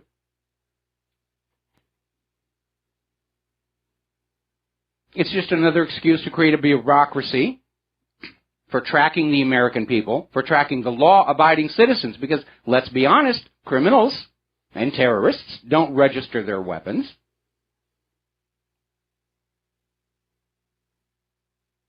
Gun control is not about controlling guns, it's about controlling you. Have you ever noticed the government's obsession with what they call assault-style weapons? Even though those kind of weapons are rarely used, other than these staged mass shootings used to sell the idea of a ban on assault-style weapons. Most gun crime involves throwaway guns, stolen guns. Very simple revolvers or very, very cheaply made semi-automatic pistols. But the focus is always on those assault weapons. Now they want to have everybody provide ID and register just to buy ammunition. It's obvious what they're doing. Each one of these new regulations is a screaming confession that the U.S. government understands they've pushed the American people to the point of a rebellion. And that's what all this gun control nonsense is about. They don't care about crime. Crime justifies spending more on police. The Second Amendment is about giving teeth to the other 9 amendments in that Bill of Rights. And that's what the government's afraid of. We've been hearing politicians, including George Bush, dismiss the Constitution as a blankety-blank piece of paper. In their minds, they want to transition this nation into something more along the lines of, you do what we tell you, you believe what we tell you, give us your money, give us your children, and otherwise just shut the heck up. And that's not what America is supposed to be. And I find it absurd to hear people like Barack Obama just rail about these military-style weapons. And by the way, they're not really military weapons. They don't have full auto or even 3-fire selectors on them. They're semi-automatic. They just look military-ish because that basic AR-15 concept is very flexible. It actually makes for a weapon where you can change accessories very quickly. You can even change the caliber of the gun. All of which is about shooting for target sports. That's what I use my guns for, putting holes in paper. But they're scared. You can feel it in the wind. They are afraid. We're going to take a break for station identification. Back with our third hour after these few words. And aloha, America. Welcome back to our show, hour number 3.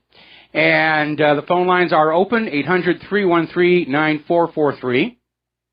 We got a bunch of stuff here to talk about. Mike is still waiting for you to call on in and pick up the phone, put you on the air here. Now then, as you know, there was a little bit of a kerfuffle involving Megyn Kelly, formerly of Fox News and now at ABC. And the circumstances are a little bit murky. Apparently some of it had to do with the alleged sexual harassment by Roger Ailes. The other story that I heard was that Megyn Kelly demanded something like a $25 million per year salary to go on being a very convincing liar for Fox News. And Fox News said, no, we can't do that. So Megyn Kelly left Fox, did not renew her contract, was hired by ABC. Ironically enough, she had to accept less money at ABC than she had been getting at Fox.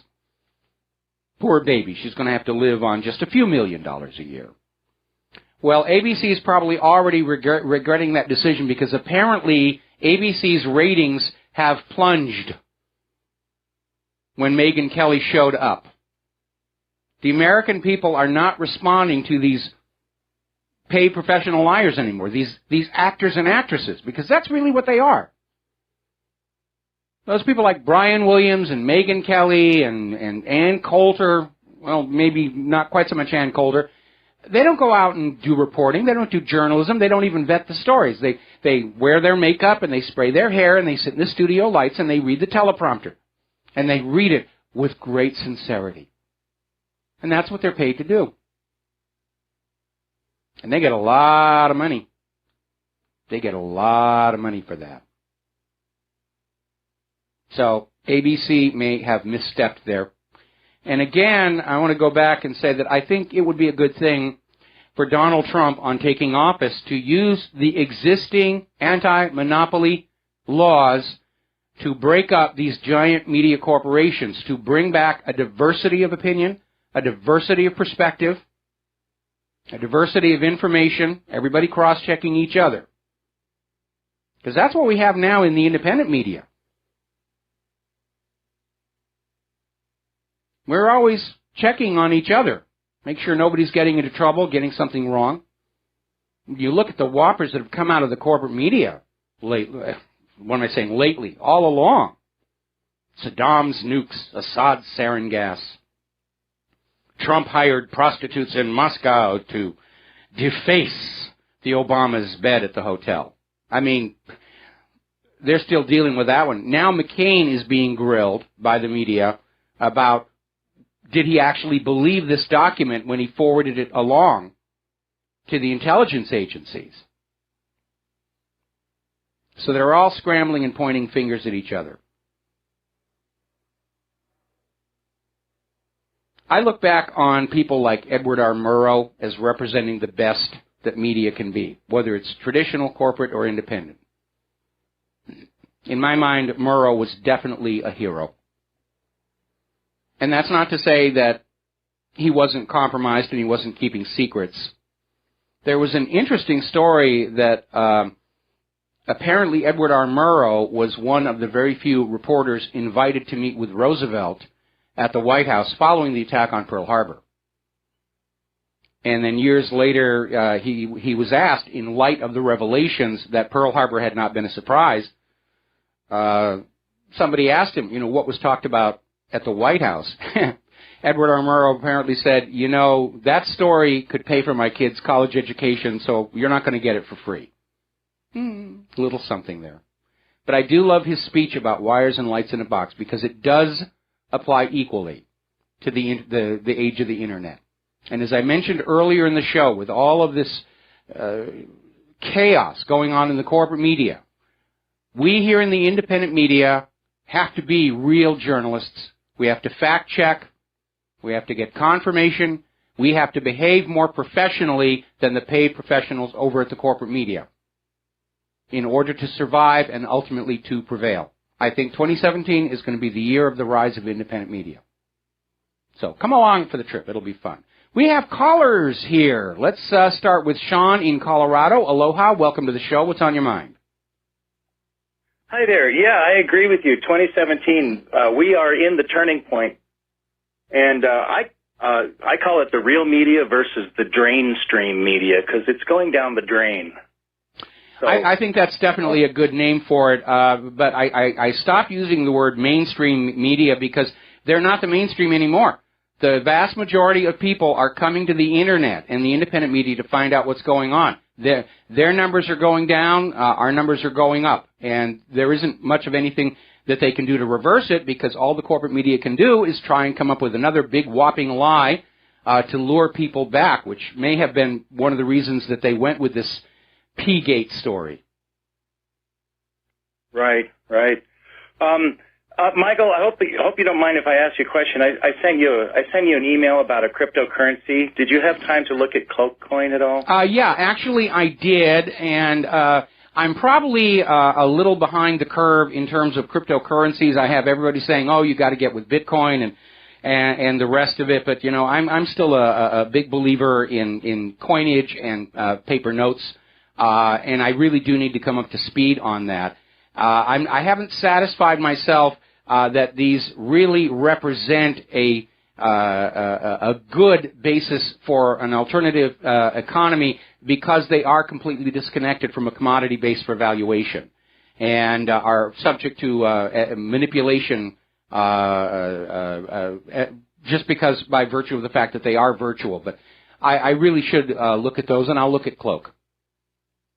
Okay, thank you. Yeah, they're volatile as all get out right now, but the manipulation part isn't really there as far as, I mean, we know the total supply. I mean, and there's a rate.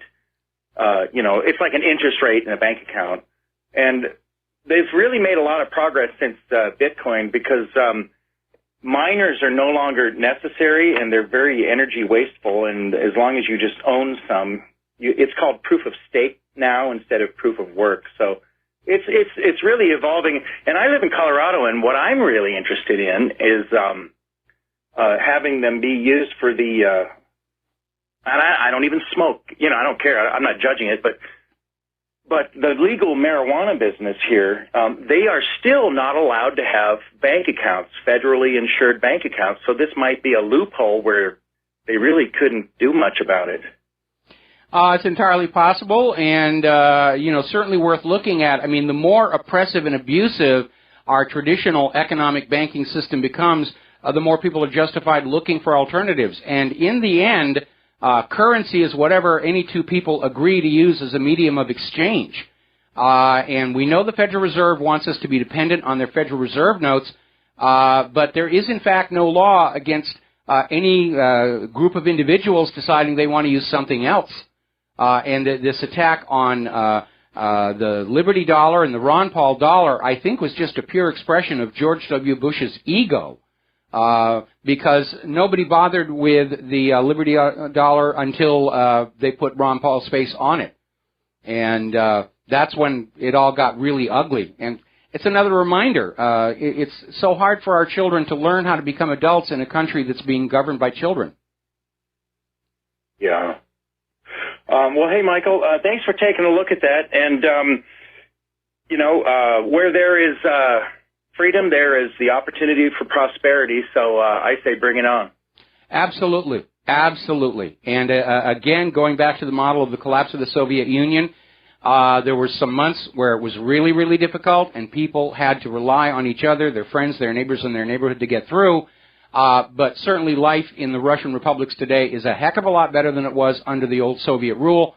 And I think we're going to see the same thing in this country. I was hoping that with Trump's victory, we might see the U.S. government sort of wake up and say, all right, we've gone as far as we can in this direction. Let's turn around and head back. But Sadly, I'm not seeing it. It's still business as usual, politics as usual, in Washington, D.C., in the corporate media.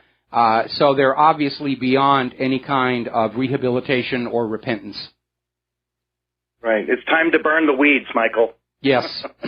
Drain the swamp, or drone the swamp. It's cheaper that way.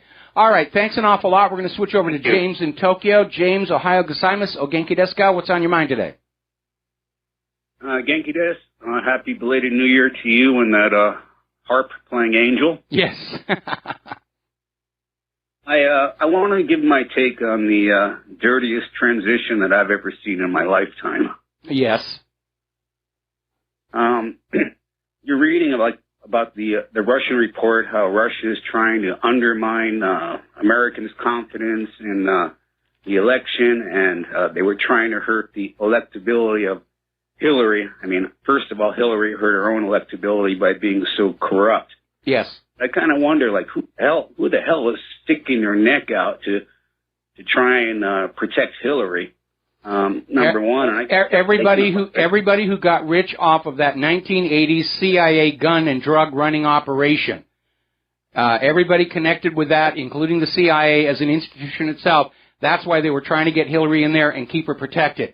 Because if that Clinton Foundation unravels, it's going to hit everybody. That's one of the things I was thinking. Yeah, the Koch intelligence agency.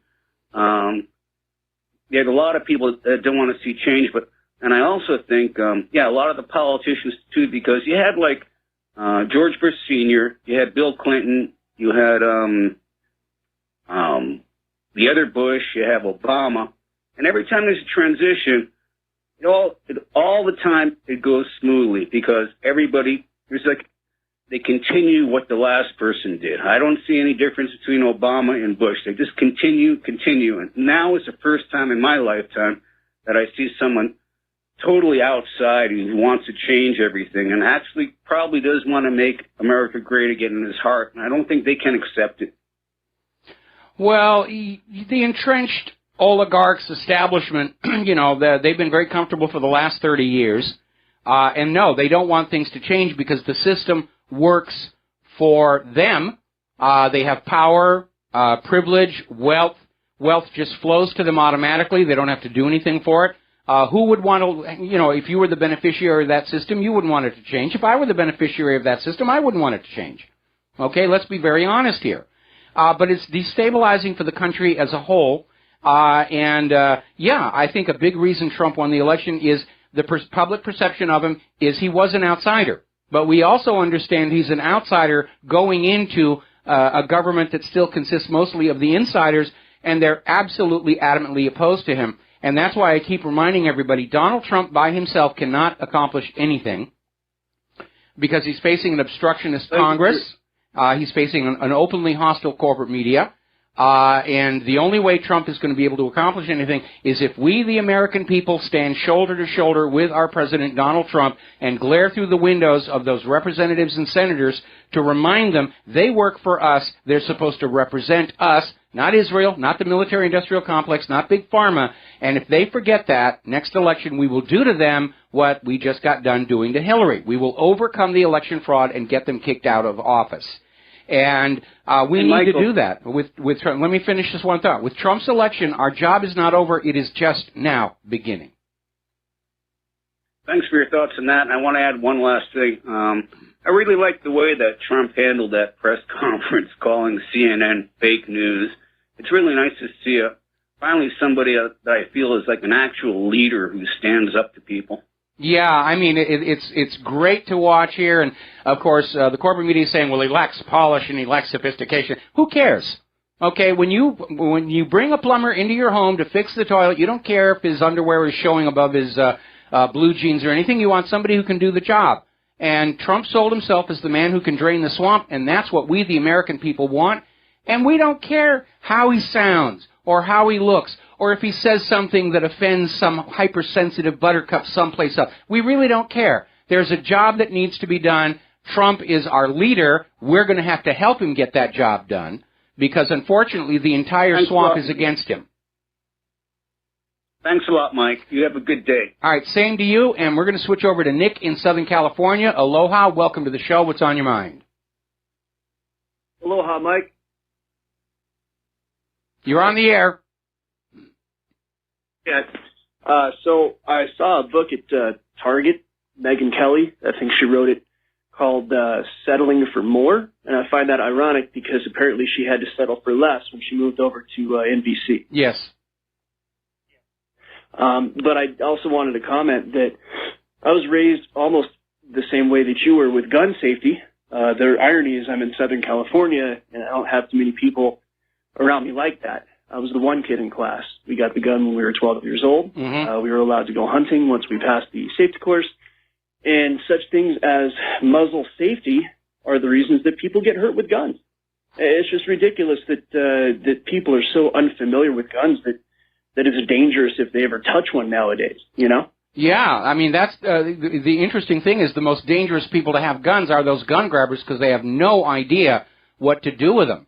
And you're absolutely right about muzzle safety. It's just developing that permanent consciousness. Where is this thing pointed? I don't care if it's loaded or not. It's just always that muzzle is pointed someplace away, and to the point where it becomes automatic. Now, interestingly enough, when I lived in Southern California, they were just then starting to get into this gun grab, gun hysteria thing. And there was a very active shooting community, and not just in the realm of post-Rodney King riots or anything like that. But there was a very healthy recreationist community, Civil War recreationists, mountain man recreationists. My focus on guns has always been black powder. And there were, you couldn't shoot at any of the indoor gun ranges if you were using real black powder because of all the smoke. But there were gun ranges set up by Chileo up there in the San Gabriel Mountains, rather, where you could go up and just shoot. And there were always people out there and letting each other try their guns and so forth and so on. And for some reason, all these people over there with modern weapons, they all wanted to just one time, shoot that Hawken rifle and just feel what that felt like. Oh, well, you might find interesting that I live not far from Riverside, California. I've been to some of the ranges you've spoken about, and I live in an area that is a little bit rural, but not that far, and there's a shooting range that you can hear every day within maybe 2 or 3 miles of my place. Mm-hmm. And, the shooting group out here is still very, very active. I think that, unfortunately, the media is going to make it into something that it's not. The people out here are aware and active. I can tell you that. Well, what's interesting, here on Oahu, there's a big business in gun clubs for the Japanese tourists. There's even one right in the heart of Waikiki, and the idea is that it's like a regular shooting range, except that the guns are on safety wires and rigs, so they can't be turned away that far from the target. Because they understand they're dealing with people from Japan who've never held a gun in their life, and that's the big attraction. They want to come to the U.S. and actually fire a real gun, and they're doing a brisk business over there. But the best gun range is actually out by Cocoa Head, just on the far side of Hanauma Bay. And it was actually originally set up by the police department for their officers to practice on, but they opened it up to the public. And they have gun shows out there. I got to fire a Barrett 50 at one of those shows out there. They've added a handgun range and even an archery range there now, which is good because I like archery as well. Well, my girlfriend and I are going to head out there in the next couple of months to use the timeshare. So, we'd love to do that. And if you guys are out and about, we'd love to say hi. Before I go, I'm going to fire off an email to you. It's a funny video where people are making fun of those Hollywood actor videos where they, want to... Oh, good. I can't wait. I can't wait. I mean, at this point in my life, I've given up any chance of my ever going back into filmmaking or TV, so I can just haul off and express my true opinions about some of those people. Some of them are great. Some of them are really good people. There's something weird about filmmaking. Everybody there is an absolute saint and an angel, or they're an absolute shark, and there just isn't anything in between. And I don't understand the sociology of that. But I've known a lot of really wonderful people and some real total jerks in the duration of my film career. We got to let you go. Take a break for commercials here. We'll be back with another phone call after these few words. Aloha, America. Welcome back to our show here. And I've been corrected by a reader that there was, in fact, one sort of fast-draw gunfight in the history of the West, and that was between Wild Bill Hickok and Davis Tutt. Apparently Tutt had commandeered a gold watch of Hickok's that Hickok didn't feel Tutt had a right to, and Tutt rather recklessly wore it in public the next day, leading to a confrontation. And but that one incident appears to have been the inspiration for this whole fast draw at high noon history. So I stand corrected on that one issue. Now let's see. I think we have a caller waiting on the line. Nick in Southern California. Aloha. Welcome to the show. What's on your mind? No, we already took it. I already took it, so we're out of calls right now. Okay, that's fine. I can deal with that. Now then, let's talk about human-caused global warming. Over in Colorado, we were talking about how all the ski resorts are out there opening and the rest of it.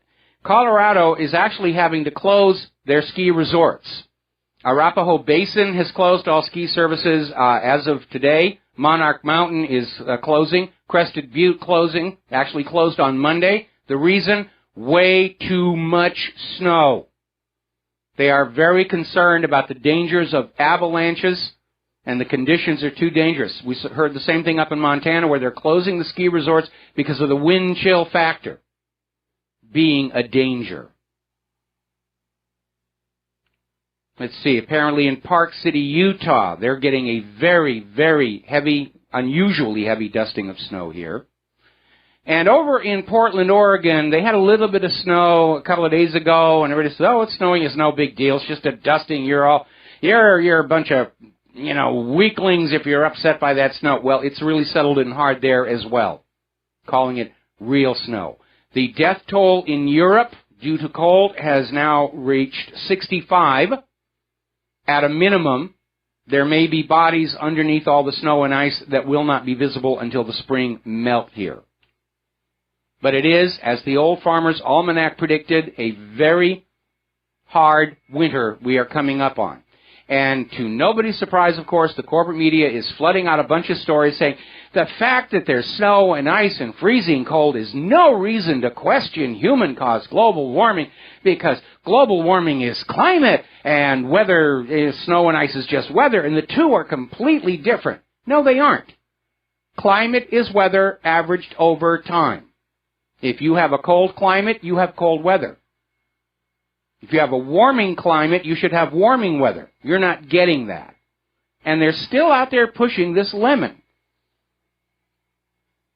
partly to try and bolster their failing reputations for having participated in such a grand and obvious hoax, and partly because the U.S. government is still desperate for more of your money. They're trying to come up with a way to convince you to pay a carbon tax. Soros wants you to all agree to allow some global environmental authority to control your standard of living. Oh, you're living too high. You're harming planet Earth. You need to move into one of these micro apartments. Your new home is going to be a shipping container with a window. You get a window. Anything more than that, you're a threat to planet Earth.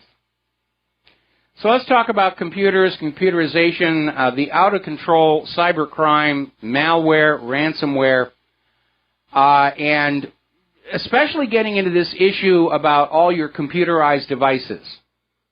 Now, I like computers. I was a huge computer hobbyist when I was a kid. I built my first computer in high school out of telephone relays. It could actually play tic-tac-toe, as long as you always let it go first, and it would always take that center square. But other than that, it was a brilliant tic-tac-toe machine. But today, it's really gone overboard.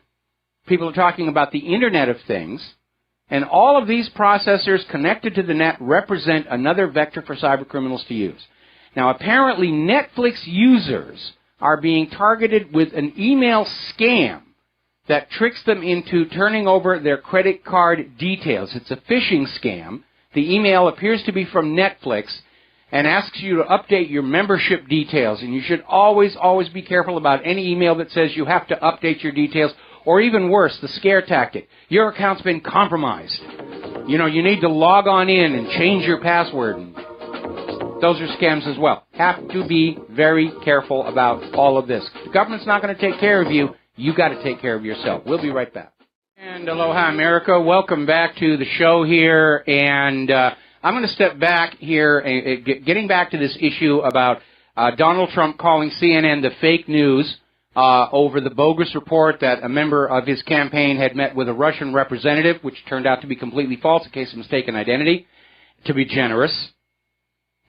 And they're reeling from this revelation that BuzzFeed put out this story, which originated apparently as fan fiction and was presented as a real story involving some rather questionable behavior by Donald Trump and two prostitutes in a hotel in Moscow, and that's all I'm going to mention about that.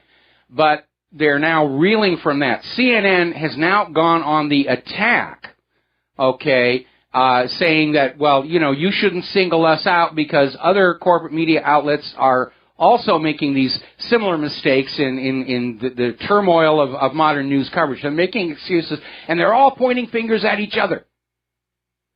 And apparently on YouTube, the video of CNN, of their rebuttal to Donald Trump, the comments are just excoriating. They're being roasted, as well as they should be.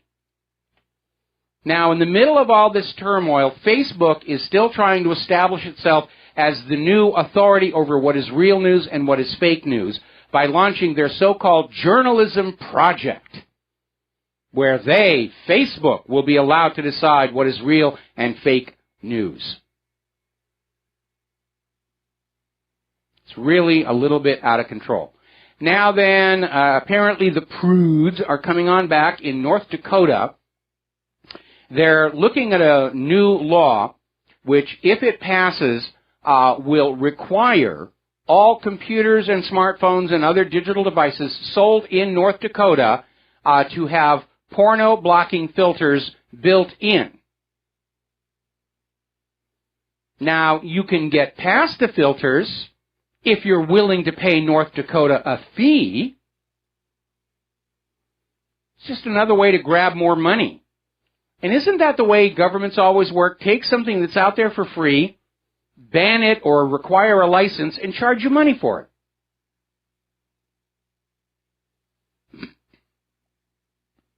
Now, apparently this scandal began with Geek Squad, and now it's spreading, where apparently the FBI is offering rewards to Geek Squad technicians and Best Buy employees if, when handling a customer's device, they find illegal content. Now, they're pushing the child porn, which we all agree that's a terrible thing and ought to be dealt with, but it is getting kind of Stasi out there. They're also looking for things like illegally downloaded MP3s and so forth. Apparently, some Best Buy managers are named confidential human sources by the FBI. So if you're taking your computer or device into Best Buy and Geek Squad to be repaired, and I'm actually having to do that this very afternoon, make sure it's cleaned off ahead of time, because you have no privacy in your devices when you're dealing with these businesses. The only reason I'm going to Geek Squad and Best Buy is because all the other computer repair places around us have already gone out of business.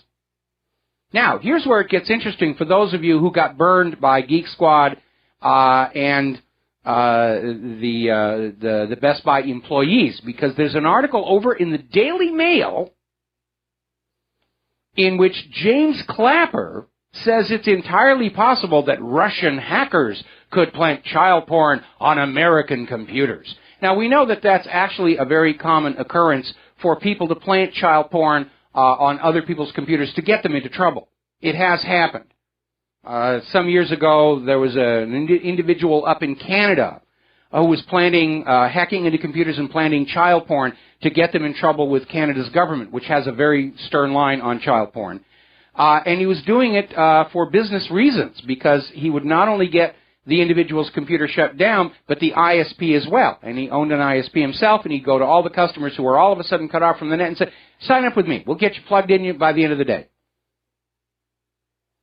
But what Clapper has just done is handed a get-out-of-jail-free card to anybody that is accused of having child porn by Best Buy and the Geek Squad technicians. There's child porn on your machine. Oh, the Russian hackers did it. Really? I have no idea how that got. Had to be Russian hackers.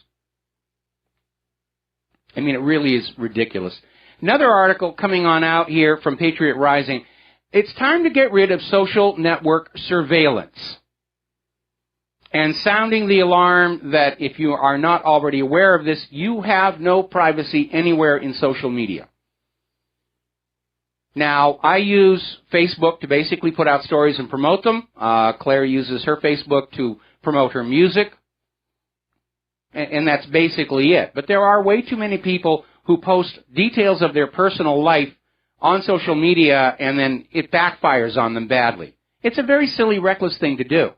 It's like taking your most personal, private secrets and just tacking them to the wall at the shopping mall. Everybody's going to read it. Everybody's going to look at it, and there are going to be individuals who take advantage of it, including the U.S. government.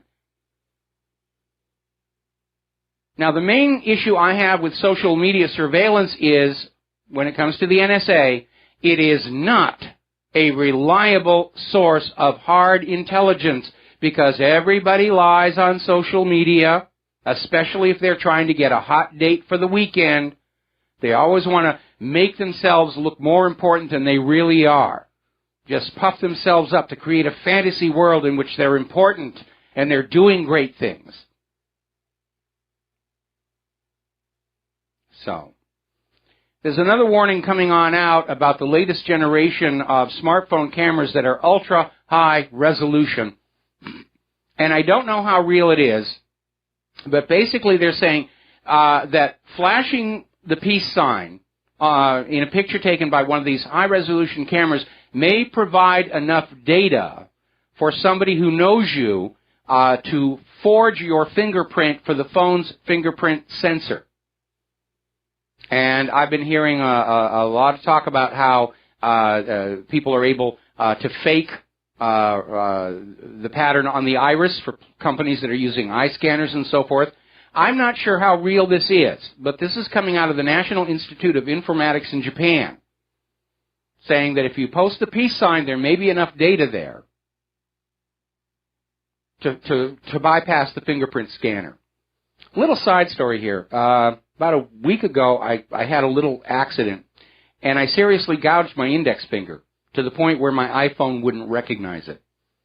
And fortunately, I had set a second fingerprint for the index finger of the other hand, so I was able to get on in. Then I loaded the gouged fingerprint as a third fingerprint, and everything is working just fine. But the sensor really is sensitive to tiny, tiny imperfections in that image. So that may be a ray of hope for your privacy. But in the end, anything that you're carrying out of the house, the phone, the tablet, the laptop, you shouldn't really have your innermost secrets on it anyway. Claire and I, on our smartphones, we don't have any banking data. We don't have credit card data. We avoid using credit cards online. I'm having a big problem right now with Cafe Press because they've stopped using PayPal, and they want you to go through a banker to buy their products. So I'm looking for another provider for the coffee cups and T-shirts that we sell here. Now, there's another issue that you need to be aware of. There is a big boom right now in home security, especially in CCTVs for security and the digital video recorders that record that information. And they will place it online so that you can check your home over your smartphone. I have a very good friend who lives on this island who's got a second home down on Maui, which was subject to vandalism by locals. So he got one of these systems with all these color cameras all over, and he can check in to that device. So far, so good. The problem is that Xiong Mai, the vendor behind many of these Mirai vulnerable digital video recorders, has acknowledged that the 2017 list of super user passwords for certain of their digital video recorders, which are supposed to exist only to allow CCTV installers to get into customer installations, has been leaked online. And the problem is anybody with those super user passwords can log into your DVR remotely and take a look to see if maybe you're not home and it's okay to come on over and break into your house, or worse, your daughter is skinny dipping in the swimming pool and putting on a show for the hackers. But at this point, the issue of security and privacy, the companies aren't going to deal with it. The government refuses to deal with it. If you need privacy and security, you must take responsibility for it yourself. Period. End of discussion. Now, getting back to the North Dakota Access Pipeline, there's been this ongoing confrontation between the Native Americans who feel that this pipeline represents a threat and a danger to their water supply, and it does. We've been hearing about all these other leaks all over the place, including another one in North Dakota. And it's led to a confrontation with this pipeline company, which is at the moment openly defiant of government orders to cease and desist. Well, at this point, all the police who are there, the private security that's been put out there to try and keep the peace, has now totaled over $22 million, and North Dakota wants the federal government to cover that cost, because the federal government, up until recently, was promoting this pipeline and forcing it through. And there's a lot of money out there. Now, we have been talking about this issue in pharmaceutical industrial complex, where patented drugs are being acquired by financial interests who then jack up the prices astronomically. And basically, they're gouging people. It's all about profit, not about care and health. There have been a couple of nasty stories about that. And apparently, two former executives of Heritage Pharmaceuticals Incorporated pled guilty to basically price gouging, because they took this antibiotic they make and they increased the price more than 8,000% over 6 months in 2013 and 2014. Now, at this point, apparently the District Court for the Eastern District of Pennsylvania, these executives were charged. The state of Pennsylvania and 19 other states are now suing 6 major drug makers, including Heritage, of price fixing, of getting together and saying, we're all going to raise these prices by the same amount so nobody will have a low-cost alternative. It's all about the money. Now, Donald Trump has already sounded a warning that drug companies are getting away with murder with this price slashing, and that one comment by Trump was enough to send pharmaceutical stocks much, much lower in today's trading. I think this is a classic case of something I mentioned where the greed is good meme is starting to fall apart, because the lust for those pieces of ink and paper or numbers in a computer has destroyed the best qualities of what it used to be an American. And a lot of this is driven by that manufactured debt enslavement of the private central banks, where everybody reaches a point of being so deep in debt, they're willing to make moral compromises or ethical compromises just to keep the payments going to those bankers. And it rots the society from within. Now, I have nothing against making money, a fair price for the product that you put on out. We look at people like George Lucas, James Cameron, Steve Jobs, who became rich by making something we were willing to pay for. We should hold them up as role models. But people who game the system on Wall Street or who collude to price fix pharmaceuticals to maximize profits, placing their patients at risk if they can't afford the medication any longer, that's not what America is supposed to be about. And we need to strike that balance again between wanting to get rich and simply being proud of what we do for its quality. There's a Native American word, koyaanisqatsi, means life out of balance. We're definitely there. We've lost our sense of balance. Everything's about more money, more greed. Greed is good. And we reacted with a little bit of shock when Michael Douglas came out with that in the first Wall Street movie, until we came to realize that Wall Street really believes that. They still worship on the altar of Adam Smith. If I'm personally greedy and money gouging, I'm helping the system as a whole. And it's a lie. It's an absolute lie. Nobel Prize-winning mathematician John Nash proved that in his doctoral dissertation. But nobody wanted to listen because they enjoyed being able to be greedy and not feel bad about it. Yes, I'm being greedy, but I'm helping the system. I'm serving a higher, more noble purpose, having solid gold bathroom fixtures. Apparently, the EPA sent something like, over 1 million pounds of toxic metals into Lake Powell. This was the runoff from that accident from the mine blowout the EPA caused that dumped all of this toxic stuff into the Animas and San Juan rivers. Well, those rivers have dumped into Lake Powell, where those toxic metals are now on the bottom of the lake, but because the water at the surface now looks good, the EPA is patting itself on the back for restoring the clean rivers. They didn't restore anything. They just let it run on off. We had the same thing down in the Gulf of Mexico following that disaster. All of these so-called oil dispersants do nothing of the kind. They simply change the density of the oil to where it is heavier than the water and it sinks out of sight. Out of sight, out of mind. If you can't see the oil, then the problem is solved. No, it isn't. Because all of the seafood coming out of the Gulf that feeds on the bottom, such as crabs, they're all contaminated. Latest warning sign from the health area. We're all familiar with Nutella. It's sort of this chocolate spread. Kids love it. It's advertised all over. But apparently, its smooth texture and long shelf life have to do with the use of palm oil.